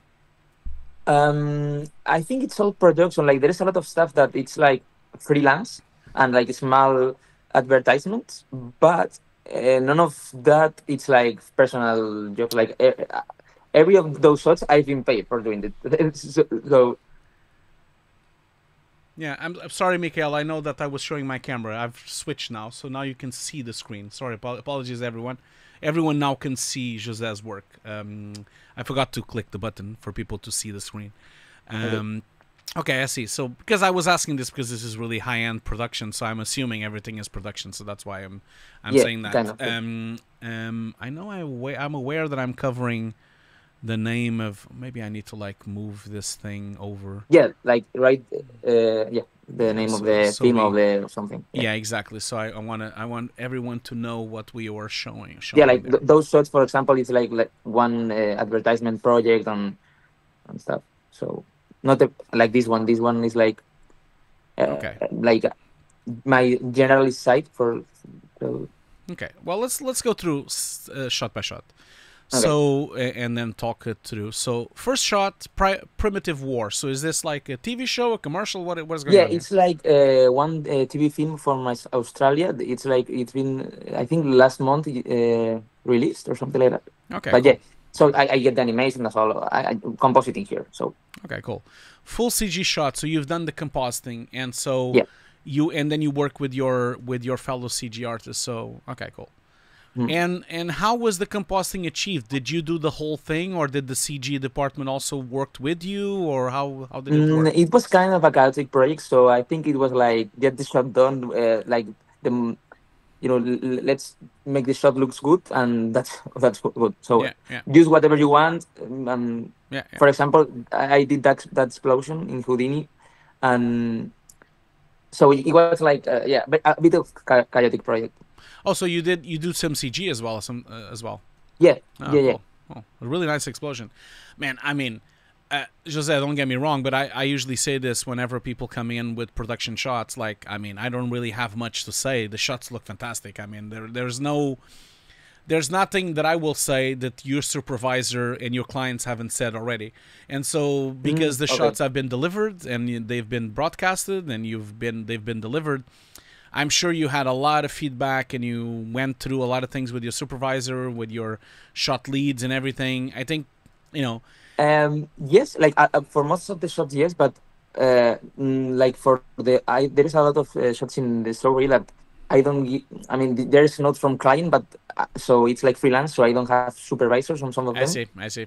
But I mean, I know what you're saying, but everything that you can say, it's all right. Like, No, of course, of course. What I'm saying is that I think the shot looks terrific, and I don't think it really has, as at least at first view, I don't really see any problems or anything that I would do different. I think you did a really good job with the motion blur, you did a really good job with the grain, and you did a really good job with the light wrapping and the lighting and the sources of light, and the whole thing is looking really nice, and there's really no motion blur noise. It's working well. I mean, this is nothing with you, of course. The person flying around on the dinosaurs it's kind here, of CG looking. he looks a bit CG, but that's only if I stop.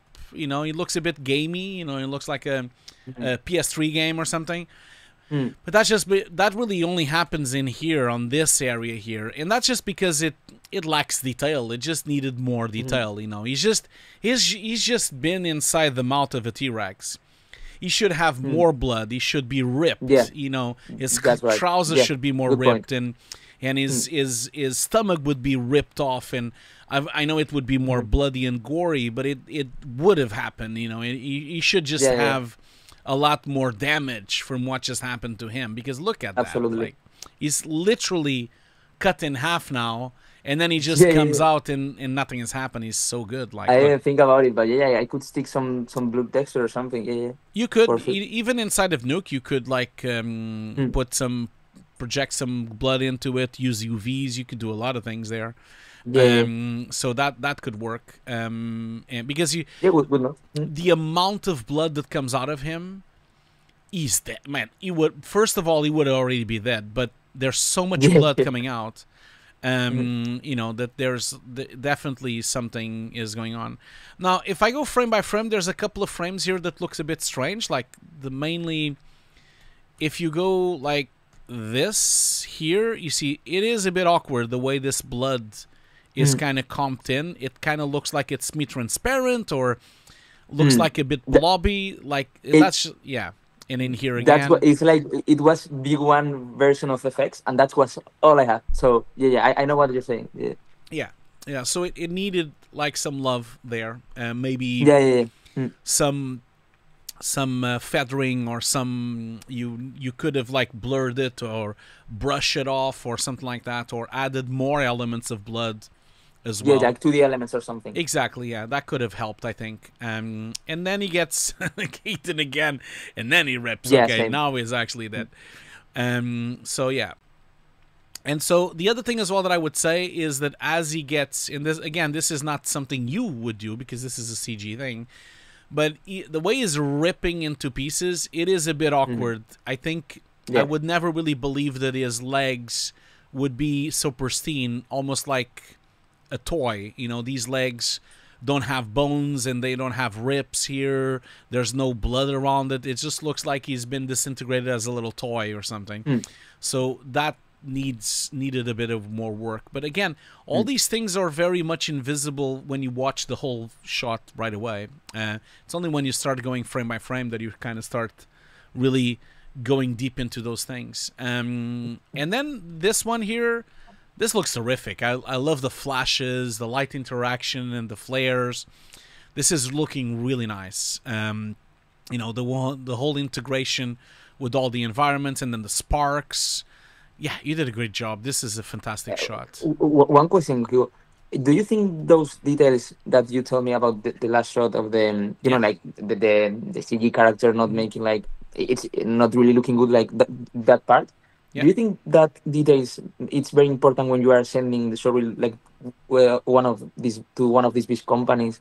Like, no, it's not. No, most of the companies will just think that's the CG. They should have done that instead of comp. So do you think that I should put this shot, not the first one, and like in another part of the? Oh, that's not really important. No. I think this shot is terrific. No, don't get me wrong. I'm just like going really. I'm going very granular because your shot is already very good, and so I'm going incredibly granular. You know, so I think the shot is great. This is something that in the future, when you are doing these shots in companies, just add extra stuff. You know, there's nothing wrong with you if you had the time, of course, to add more detail and to add more things if you get the time, or at least suggest that and say to the supervisor, I would like to do this, or I would like to try this, or can we try this? That would always be good. But I still think the shot looks fantastic. I don't think there is any grounds to taking it out from the beginning of the showreel. No, I don't think so. Okay, thank you. Yeah, and then this shot, I think you did a great job. The whole lighting interaction, the sparks, the whole thing is looking really nice, especially the flares and the lens aberrations. They look fantastic. The overexposure looks really great as well. Shout out to Action VFX. And then another body. Of course, this body is not a problem because he's so blurred that you don't even see any of the issues. And then, yeah, damn, he sends a car as well. And then the explosion. Now, as the explosion happens, the person also looks like a bit of a ragdoll. So that's the other issue as well. I think it doesn't look very realistic in terms of... But again, it's not your problem. I really think the CG could have maybe put more physics into it and more weight to it. It looks a bit weightless, this person. Yeah, a ragdoll or something. Exactly, yeah. The explosion looks fantastic. So if you've done the explosion yourself, you're making yourself very hireable, and really make sure you mention this. And I think when presenting these shots, because you were the composer of the shots, I do think you should say compositor or compositing on the text there. And in this specific shot, you should just say compositing full CG shot, and then you should put plus Houdini simulation. You know, I think you should. I did not put that because I thought that maybe, I don't know, like some person sees and says, okay, he's not a compositor, he's a generalist or something, and I wanted them to hire me as a compositor. So I don't. What do you think about that? I do think you should. Yeah, I understand your point of view, but this is an extra. It's an extra skill that you have, and it's really a good skill. And definitely right now, because you just say full CG shot, I would never... Well, I mean, on the beginning, you see compositing reel, of course. It says they're compositing reel, but because you just say full CG shot, it's a bit hard for me to understand if you did the CG or not, or if you just comped it. I don't know, you know. I'm kind of... Because I've met a lot of compositors that do their own CG, so... Maybe you did the CG and then people would have the wrong idea. So I do think that you should say... specify more.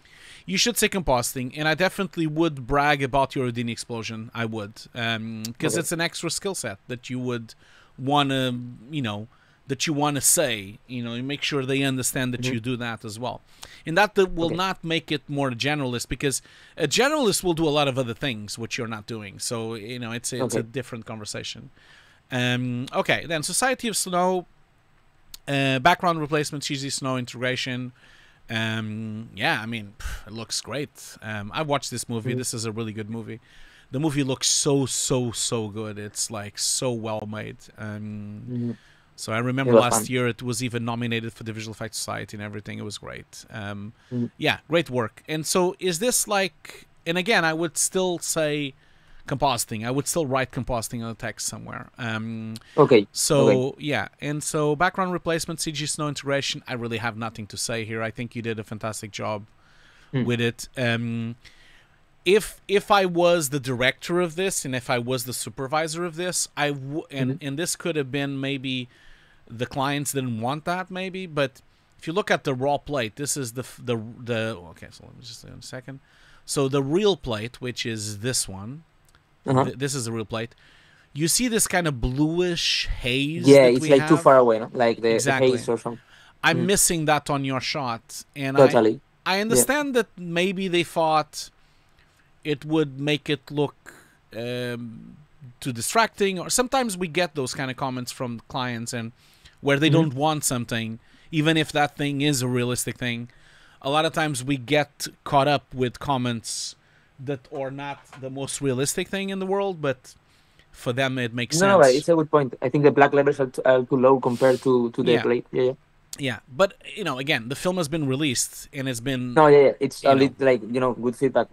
You won't really change it, and I don't think you did. I don't think you did a bad job. I think it looks fantastic. It's just that I'm just looking at the plate. That's perfect. You know? That's what I want. Yeah, exactly. I do think that Mikhail is making a nice joke on the comments on YouTube. I'm a true generalist. I even do the sound effects myself. Okay.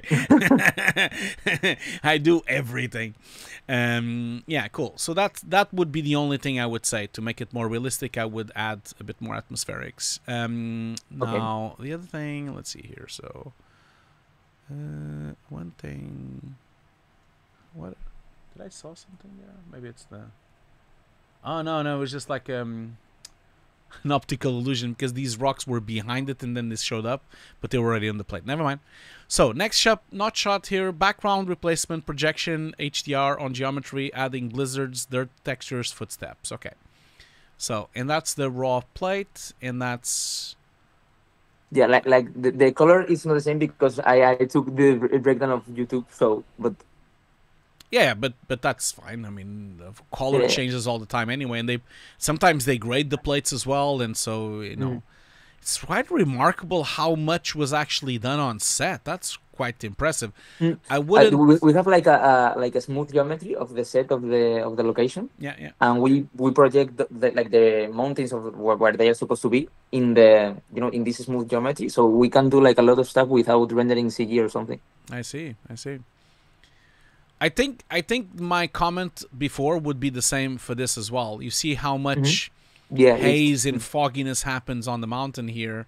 Yeah. And that's not happening on the shot. Although there is one thing here to say.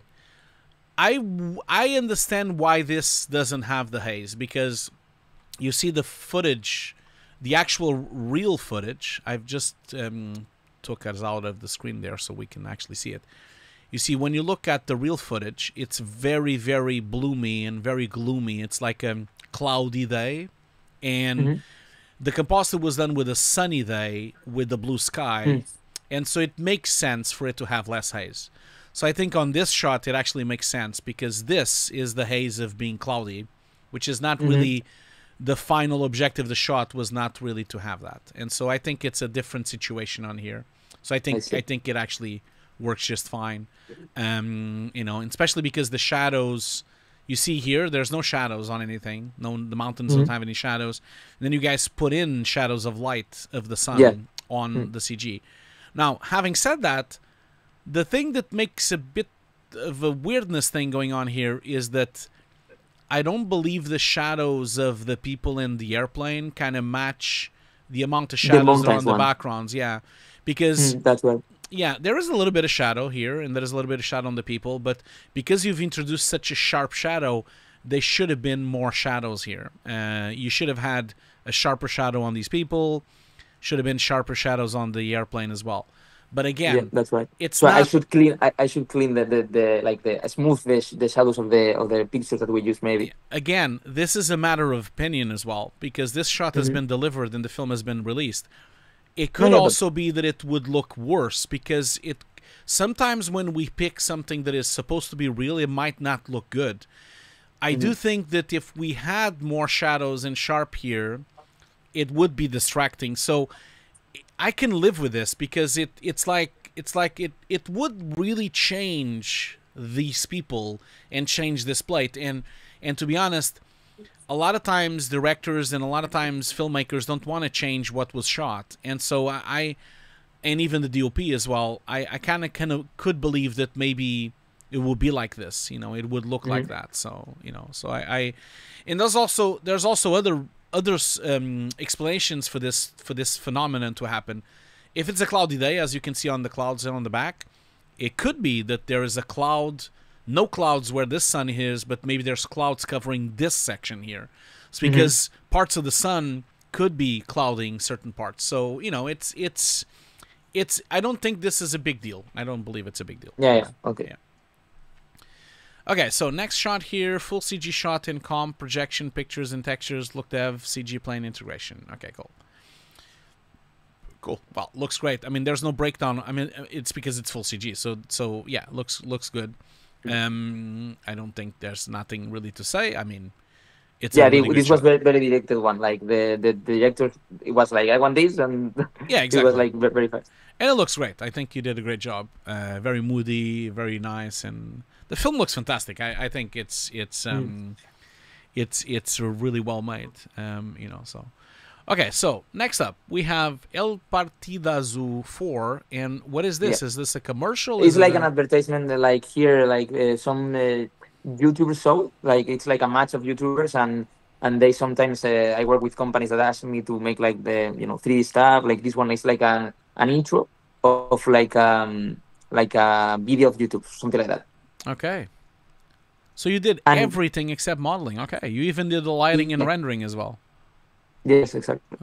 Looks great. I think it looks great. Yeah, you did a really good job. You have some really good CG skills. Yeah, this is great because that's what we want with compositors. You know, we want them to be good CG artists and good lighters because the more Good to know. well, the more compositors understand lighting, the better they become as compositors because then they can jump into lighting as well. The same way that lighters in CG, they also jump into compositing. So I think it's a great skill set to have. That's fantastic. Okay. Yeah, this looks great. I think you did a really good job. Okay, so then Orange ID. This is another commercial.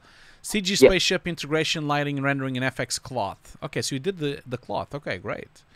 Yeah. That's really nice. So it's a spaceship. Okay, we don't see it. It's a spaceship, but the cloth is really well made. You did a really good job. You don't have a breakdown, so tell me a little bit about what's going on here. Is this environment a plate that they shot, or did you do Exactly? more? Yeah. We put the 3D element and the shadow and the clothes, so that's all. And so what's outside was already on the plate and everything. Yeah, exactly. Did you get like an HDR and everything from the plate, or? Yeah, we did that. At that time, I was like not really understanding how color. So it was, we didn't have like a color corrector and different color space. So we usually use the like let's say HDR for like the light intensity or something like that. But and now I can understand better like how it works. But I don't know. That was the thing that we made. So. Okay, I see. It broke up a little bit, your sound, your connection, but I think what you said. Oh, sorry. Sorry, what? Yeah. Yeah, sorry. No, not problem. What you said there was that you did have a. Did I understood correctly that you did have an HDR then? Yes. Exactly. Yeah. Okay. We did. Okay. Cool, man. Well, I think it's looking really great. The cloth dynamics is looking really nice and smooth, very realistic. The only thing that I would say though is that the light is a bit strange. Like I'm not sure exactly what's going on here because it kind of looks to me that there's a really bright source of light coming from the door and it's hitting the cloth, but somehow because I look at the floor and look at how the light is coming into the floor, kind of looks to me like this should be brighter and it kind of looks like it's still too much in shadow. So you either have this in shadow or on light, but the light direction of this barn door kind of makes me think that this would be brighter on the front here. Like all of that part. Like yeah, because it's there's so much light coming in through, and you can see it on the floor. So that would be the only thing that I would say. Okay. You know, so I think otherwise, like either you do this, you put more light, or then you need to really put more on shadow. So you need to decide where physically in depth is this thing going. So is this shadow the shadow of this thing? Is that what this is? yeah. Okay. Exactly. So if that's the shadow of that thing, then I would say then it's right on the middle of this ray of light. So the floor light, is that on the plate or did you add any light whatsoever? Plate. It's on the plate, okay. Okay. Did they have anything here as an object or? No, it would it would be cool, but no. Yeah, okay. I was just wondering if they had something on set for you to do. Great reference, like but yeah. no, we didn't. Okay. Okay, cool. And then this one here, CG crowd integration, lighting and rendering. So okay. Okay, yeah, it is a long queue. Yoshi is saying it's a really long queue. What is going on here? Is this a queue or are people just watching? Yeah, this? it's like in the full video you can see like a very close up shot of people in like singing in the bridge, and then the camera goes like this and it shows this. So it's like people singing to the camera or something like that. Okay, I see what you mean. Did you have anyone there, or was it no one on the bridge? I no, I told them to keep the building empty, so it's like full CG, and that's like I like they put people for reference, but in another take. Yeah.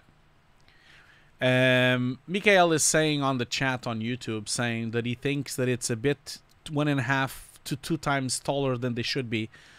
I don't believe Good I agree. point. I don't believe I agree with you, Mikael. I think it's fine. But here's the thing: it's not easy to know exactly how high they are, because you know, even if you look at the cars here on the parking lot, they're a bit far away from the people. And then the windows give a bit of a scale, so they kind of look okay to me. But that's why I was asking Jose if someone was at the breach, if there was anyone there. I had the reference. I think I had the reference. You had a person, right, to match the size. Yeah. Okay. That's why I was asking, because if I was Also, shooting, I had to clean up. yeah, if I had to shoot this, I would ask for some people to stand there so that I knew the size of people, you know. So okay, cool. I mean, I really don't have much to say. This looks great. How did you do the crowd integration? Is it like Houdini or an what? add-on of Blender called procedural crowds or something like that. It's great add-on. Like it's really great. Ah, cool. So it was Blender. Okay, cool. Yeah. And then you All of the rendered 3D in stuff. That, you rendered in cycles, or did you? yeah, cycles. Okay, cool. All right, cool. Excellent. Oh wow, there's even more people now. Okay, so Yeah, that's same the album. same commercial, right? Yeah. Damn, that's a lot of people. That's a lot of. That's like millions of. Damn, that's like a lot of people. Yeah. And then some fireworks. Is the fireworks also CG as well, or is it on the plate? Yeah. It's like it's all 3D and like with how do you say 3D scan of this city like Google Maps data. I see. So this is an actual plate, right? And you just did the Exactly. CG crowd, but then this one is the whole thing is CG. Okay, I see what Yeah. you mean. Yeah, And it's like 2D element of the firework. yeah, it looks great. I do know that it flickers, but it makes sense to flicker because if it's lights in the crowd, it would flicker. So it actually Yeah, looks... I did that on purpose. Like yeah, of the course, lights yeah. flickering. It is correct. That's what would happen. Because if people have like little lamps or little lights, it would flicker on this distance. Yeah. So yeah, this shot looks terrific. It's a really nice shot. Okay, cool. And then background replacement for Pulse. Is that a film as well, or? Netflix series about doctors or something like that. Okay, cool. Wow, that's a massive replacement. Damn, they went to shoot it somewhere else then. Like, damn, that is that Miami or something? And like Yeah, they're supposed to be like in Miami, but close to the beach or something. Oh, like I see. Okay, so I think that when I look at, I mean, it's not that you notice right away, but it is a bit. It looks a little bit CG-ish when I look at your background, and I think it has to do with the fact that it should be more over bright. I think it should be more overexposed. Yeah. It's very soft. The buildings, the whole thing is. It's a really sharp day and really sunny day. And if you look at the footage, okay. yeah. So if you look at the real footage, which is this one, right? So you see, it's the white. Yeah. you see how much white you pick up on these on this shopping center, I guess, and you see the amount of whites here. I'm missing that. I'm missing these buildings totally. picking up some that bright. I just think it's too toned down, especially that building here as well. It just needs more brightness overhaul to kind of match what was there. I think it would look better. Yeah. So, and then this one here. Funnily enough, you did that on the next shot. So this is much brighter now here as well. Yeah. That's actually much nicer. Yeah, this one is much nicer. That's nice. Okay, cool. And then these are looking great as well. Oh wow, they really replace the background. Okay. Okay. Let me just have a look here. Yeah, depth of field is looking really nice. You did a good integration there. You had a roto, all this stuff, the helicopter, the blades, everything. You had. Yeah, the blade was like, like, yeah, fun thing. Yeah, I bet. You had to like make them up really, like you can't really see them, so you had to like make up all this stuff. Okay. Yeah, very well made. Okay, and then we go back to Society of Snow again. Background replacement, adding blizzards, dirt, textures, and footsteps. And we don't have a breakdown. Okay, so that is like it's plate of where the plane is, and like when the last just this section here, right? That's exactly. Yeah, exactly. And then the rest is all CG. Yeah. Okay. Okay, cool. Yeah, it looks great. I don't really have that much to say. Background replacement, adding blizzards, dirt, textures, footsteps as well. That's when they go and try to find the other plane. Okay, cool. Yeah, this is looking terrific. Now this one, you did a great. Look here, saying like the like it's missing like this maybe haze or something, but it's because of the sun. Maybe I don't think this one is. I think this one looks great because the sun is behind that building. But the mountain. Yeah, I think this one is much more well integrated. And the sun, because in here the sun is high up, and in here is being cut kind of by it. So is the sun still there though? Is it behind the building, the mountains? No, it's still there, right? It would be there. Yeah, I mean, I did not replace the sun. Or I think maybe I moved the sun to make like this. Yeah, they moved the sun glow because effect, maybe? Exactly. No, they had to move the sun because otherwise it would be blocking the sun, and then these people would be in shadow. So they had to move the. You had to move the sun up. Yeah, there's no other way. So yeah, and the horizon is really high up. That's the thing that's really strange because totally true. You see, the horizon is here. The horizon, and then you guys move the horizon all the way up here, so it's mismatching the it just makes it a bit off. I mean, it's okay. You can still believe it, but it just the perspective gets a bit off because of that. But I think it's okay. I don't think it's a big deal. Okay. Then BG integration, background integration, fire and sparks integration, and another commercial. I think these shots, they kind of have... what do you think about the exposure? I think the exposure is too... Like either you need to make the fire much brighter, much brighter, or you need to tone down, or you need to have... Like, with this kind of fire, they would be silhouettes. You wouldn't really see them. So... because, if they're exposing to the people like they are, then they should be silhouette. Then the fire would be completely overexposed. And then if the fire is this exposed, so much lower, then they should be silhouettes. So you need to kind of pick where is the exposure. Is it on them or is it on the fire? So I think that's the thing. And then from there, then you can make decisions about the light wrapping, the glow, and everything else that goes through. So that's why it kind of looks a bit weird and a bit fake. Because so it's like you need to make a decision. Bright, you need to make a decision. Either the fire is overexposed or they are darker. So right now, if you leave the fire as it is, they need to be much darker. And if you put the fire much brighter, then they would be like this. So it's like either the fire needs to be brighter or they need to be darker. So you need to like make a decision. And then these people here, I think, is that fire also in the background? Is like the middle of an apocalyptic. Kind of. They're kind of on an apocalyptic. Okay. Yeah, kind of. You know, in Spain we have like this in Valencia, like this festival, like where they make big, like sculptures and they burn them. So. Oh yeah, see. Yeah, this one looks nice. I think I can believe this because the fires are so far away. So I can believe the exposures on here. I think it looks really nice. I like the bouquet and the depth field. Shot looks really nice. Okay.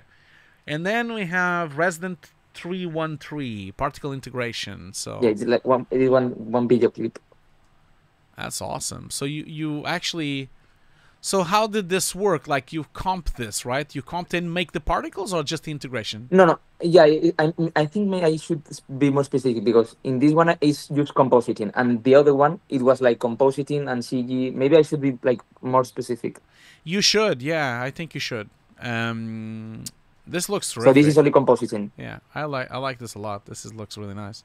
What's happening, by the way? Is this guy like a I don't know. a superhero or something? It's like, yeah, it's like he's disintegrating or something, and then he jumps on, like, you know, this Marvel like Thanos effect or something like that. Oh, okay, I see. Okay, so then we have Penelope here. Penelope has a bit of a weird shadow going on her, which was not on the plate. So she didn't have any of the splates. But then I think we added because we thought that with her being in the middle of the tree, it should be like, I mean, it's weird, but I don't know. Like, it was like an artistic choice or something. I don't know. The problem, though, is that because, yes, the shadow should be there, I understand, but it's so bright on the... And I know that because she's a famous actress, so they want to show her face. But it becomes so unrealistic because they have so much brightness on the middle here and on the hand. And then this is so dark. And then when you look at the environment, where is this sun coming from? Where is all this light coming from? So it's a... This is definitely, with all due respect, I think the worst shot you have on your showreel so far. I'm going to put it out. I know she's famous, I know, but it's just that the shot itself, either by feedback or by construction, I don't think it's really well achieved. So, and also, like, I mean, it's nothing special anyway. It's just like, you know, a key with some background. I think the other shots are more fancy and nicer and everything. Okay. So I think unless I mean, it's a tricky... No, I get it. No, but it's a tricky thing because she's famous and she's a famous actress. And is this a TV show or is it a film, the commercial? It's the same video of the. It's like the same video clip. Okay, I see. Also, like Mikael has a point on the comments on YouTube. Light wrapping also should be added to the hair. That's right. The hair doesn't have enough light wrap. Because by that stage, if this background is this bright, then it would have a lot of semi-transparencies on the hair. Yeah. Okay. Cool. And then robo integration, lighting, and rendering, and comp. I guess you should say that as well. Yeah. Okay. So I should change integration for comp, I think. Yeah. Well, you should just say compositing, lighting, and rendering. That's what you should say. Okay. Yeah. Just compositing, lighting, and rendering. This looks great, by the way. It's a really nice robot. Really great design. CG lighting and rendering looks really nice. Yeah. Is this like a plate or is it an environment in CG as well? The background is plate, and I think it's like one frame call or something, and I move the camera. So, but yeah, the background, it's like a plate. Cool. Looks great. And then, okay, this is a nuclear bomb, full CG. Oh, okay. This looks really good for full CG. That's really nice. You did a really nice cast. It's because I like literally, I don't know if that's like a shot to show, but it's like, I like match like one of the Oppenheimer's movie shots. Like, it's like I was like with the color, like. Yeah, that's good. That's good because the lighting on your shot looks really realistic. Yeah, and this is really well achieved. Really good shot. Okay, and then, so did this show rewind 2003? Did they just decided to do an Oppenheimer ripoff or something? It's like there is like this year like the YouTube rewind. So it's like. It puts like the best moments of the year. So with the Oppenheimer, movie being like released that year, we made like one part of the video talking about the movie with some difference and jokes, and so. I see. Yeah, looks great.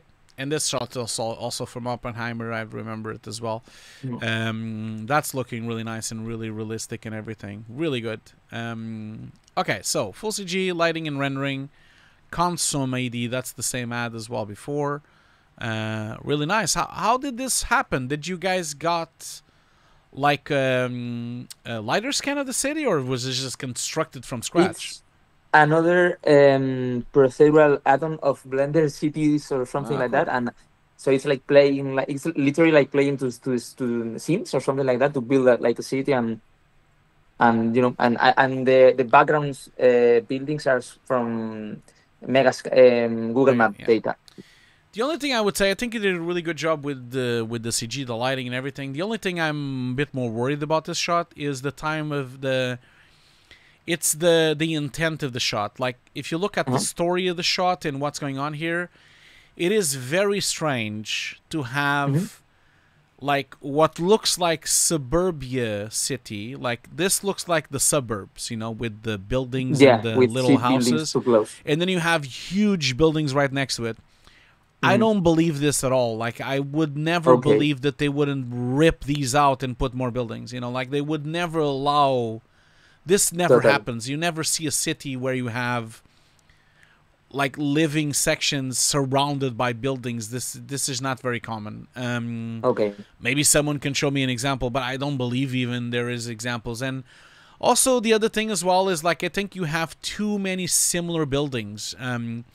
A lot of this stuff here in the middle is a little bit too similar. There's not enough variety of buildings, I think. So I think Mikhail says that it could happen in Asia. I guess so. Maybe I'm sure you can find an example. I'm sure, but normally I mean, forgive me, Mikhail. I'm European. I'm not used to this. We definitely do not have this in Portugal or Britain as well. No, also in Spain, and it's supposed to look like we are in Spain or something like that. So yeah, exactly. So cool. And then full CG shot responsible for all aspects. Rewind 2000. So this is a really strange racetrack in the middle of the air. It's too weird, but it's like it's supposed to be like one of these GTA race. It looks like it looks great though. Like, I mean, I really have no problems with it. It looks really nice, but it's a highly stylized thing. And then we have this mega Big Bang here, mega. Like, it's so tiny. The Big Bang. Have you ever seen the Big Bang? It's really tiny. No, it's really like compared to the cars. No. What I mean, the real one in London is really tiny. It's like really tiny. Okay. Yeah. People think it's really high up. No, it's really tiny, and most of the buildings around are higher than it. So it's really strange for me to look at this because this is so big. This Big Ben is so big. I know that it's not in the sky, but maybe like it's too big compared to the cars also. No, I don't. Well, yeah, you're probably right. It is probably a bit too big. Yeah, it's a really tiny thing. If you ever come to London, you'll be really disappointed. Like, oh, is that it? Like, you'll be like, so tiny. It was the biggest thing when it was built. It was the biggest thing they had. Not anymore. Okay. Then, so this is a commercial in space. It looks okay. I mean, it's always a bit weird when you have so many flares and so much atmosphere in space. There's dust, and none of these things exist in space. So it's like the shot looks nice, but I'm sure it looks very unrealistic in that sense. And then we come back to about what that we should put more like trashers or what. No. What I mean is, like, you would not really have specks of dust on the lens in space. Okay, because that's true. It's vacuum. Space is vacuum. There's no real dust in space. That's true. I never thought about it. Yeah. So, and I see that on films all the time. They put they put dirt on the lenses and do this and that. It's usually very clean. Space is super clean. If you look at photos in NASA, everything is pristine. Everything is super clean. But it's not it's not your problem. It's fine. The shot looks fine. And usually most people look at space and they think this is correct. Okay, so then we go back to the dinosaur primary. These shots were all terrific. So I'm sure these ones are also terrific. So as he hits this thing, so the barrels are CG, and then the others are these are actors, I guess, that they were running around. Actors, barrels, CG barrels. Okay, cool. Yep. You did a good job with it, I think. So they are rotoscoped, and then they are there. Yeah, this looks nice. This guy.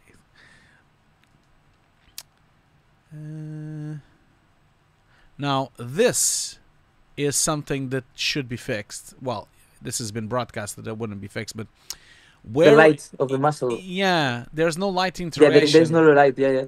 Totally.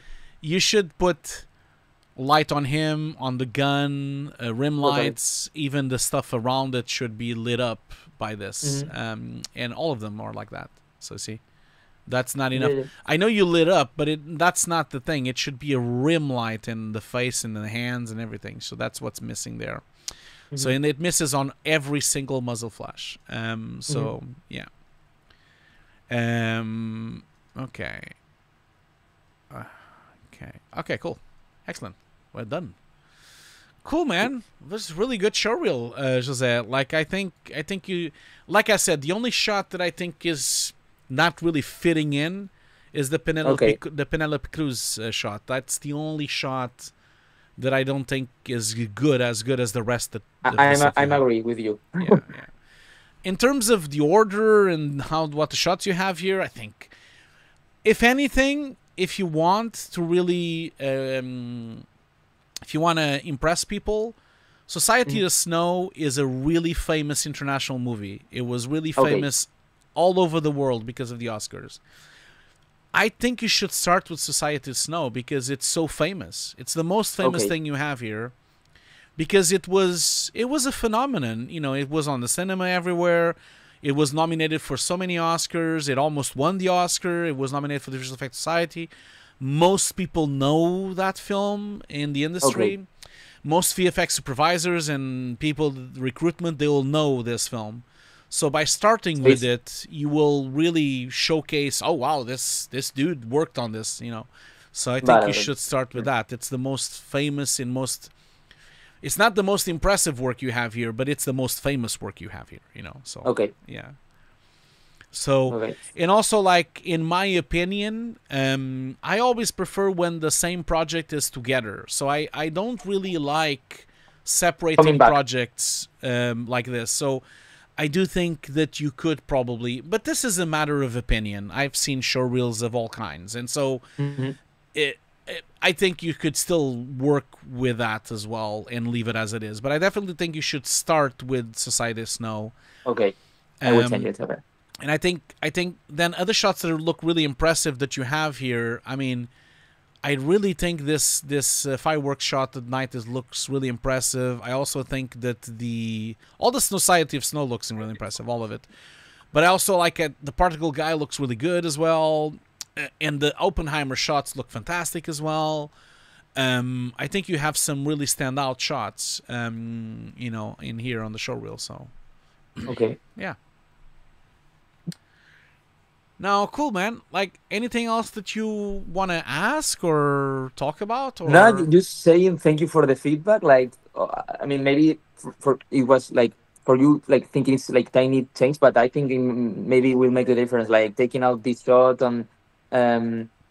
You know, like for changing the order of the Society of Snow, you know, this kind of things of the haze. I think I learned. So it's like it was the you know that what I wanted with this. Okay, you know, cool. Well, I'm glad. And also saying thank you. I'm glad I could help. yeah, and also thank you to like for sharing your knowledge in YouTube and stuff. I mean I remember learning how the glow works with the fire tutorial, like how the exponential. I don't know if you remember that video, but yeah, I remember. You have one video. It was a couple years ago. Yeah. So yeah, that's all. Thank you. No, not a problem. Not a problem. Of course, it's my pleasure, and thank you so much for being on the show. Cool, man. Well, I'll leave you to it then, José. And you're always welcome to come back if you want, and if you have any showreel, just return to the show. You have my contact, and you can always come back, man. Okay. I will. See you later. Thank you. Bye. Bye. See you. Okay, cool. Excellent. Look at that. It's done. Look at that. We've done another showreel review. There's only one more showreel review to be done this year before we do a bit of break on Christmas. So I would love to thank Mark and José for being here today. It was terrific to see their work. And yeah, thanks so much. And just gonna do the giveaway real quick, and then if anyone hasn't signed up for the giveaway, I'll just put the giveaway again here on the chat. If you haven't, yeah, it's already December, my friend. Yeah, so I'll just put the links again. You have one last chance to go through it. Don't forget, as I was saying, while you have time to do that there, I just wanted to thank my Patreons for supporting the channel, as they always do. And so thank you so much to my main Patreons, which are the producer level Patreons. And so I would love to thank Adrian, Ban, Daniel, Fedor, Hiroshi, Kasun, Perti, Peter, and this for the support on Patreon on the higher tier. Thank you so much for being a Patreon for so long. I really appreciate that. And of course, all the other Patreons and members, which I'm not going to name all of them because there's like 70 of them or 60 of them or something. But yeah, thank you so much to all of you. You know, Hugo's Desk is not a corporate endeavor. It's just me, no one else here. So it really depends on donations, and it depends on support, on Patreon, on members, on YouTube, on small sponsorships. It is really just me. There's no one else here. I do the whole thing. I do the videos, I do the editing, I do the filming, I do the streams. I am always here by myself. And so anything to help the channel would be very, very grateful. So thank you so much. Now, don't forget that very soon we're going to have another nuke compositing tutorial stream. This is next week on Tuesday. So next week on Tuesday, I'll put the link on the chat, since if you want to like put it on your calendar or something. So next week on Tuesday, we're going to continue copycat and machine learning. I have more shots to show everyone, where I want to show everyone some of the extra stuff I've been up to in terms of copycat and machine learning, and really developing some pipelines around that. So if you want to check out next Tuesday, just go there. I put the link in here. There you go. So that's the link for the next stream that I'll be doing, which is that thumbnail. And we're going to go through some more copycat and some more machine learning inside of Nuke next Tuesday. And this is a sponsored stream with the Foundry. So thank you so much, Foundry, for doing that. Okay, so let's do the giveaway then. Let's do that. So the giveaway would be, let's see here. How many people do we have? Okay, so we have 20 people for the giveaway, and I'm just going to hit the winner's mark and see. Oh, by the way, the stream on Tuesday, with the one with the Foundry, the copycat stream that I'm doing on Tuesday, that will have another Nuke Indie license for giveaway. So for you to know. Yes, I left the spill. I left the spill in purpose, Mikhail. I thought someone would check that out. I left the spill in purpose because it's not done. You know, like the other Hugos on the side, they're not finished, and you progressively have one better and better and better, and so it's like that was a little touch that I made. So I, in purpose, left the despilled none nukes on that side. That was in purpose, my friend. Okay, so thank you so much for checking that out. Okay, so let's do the winner here. So let's see here. So winner of my Nuke course is Nuke course winner. And by the way, I just wanted to say something. Sometimes people win these giveaways and I never hear from them ever. So I just wanted to let you know that sometimes people don't respond. And so if you've won anything on my channel, please contact me. You know, maybe I've missed, or maybe I couldn't find your contact. Just make sure you contact me. You know, so okay, so I have a winner here, which is Ankit Kumar. Ankit Kumar, is that how I would say that? Ankit Kumar. And they say it's me. Okay, cool. They're here. That's fantastic. I'm so happy that you're here.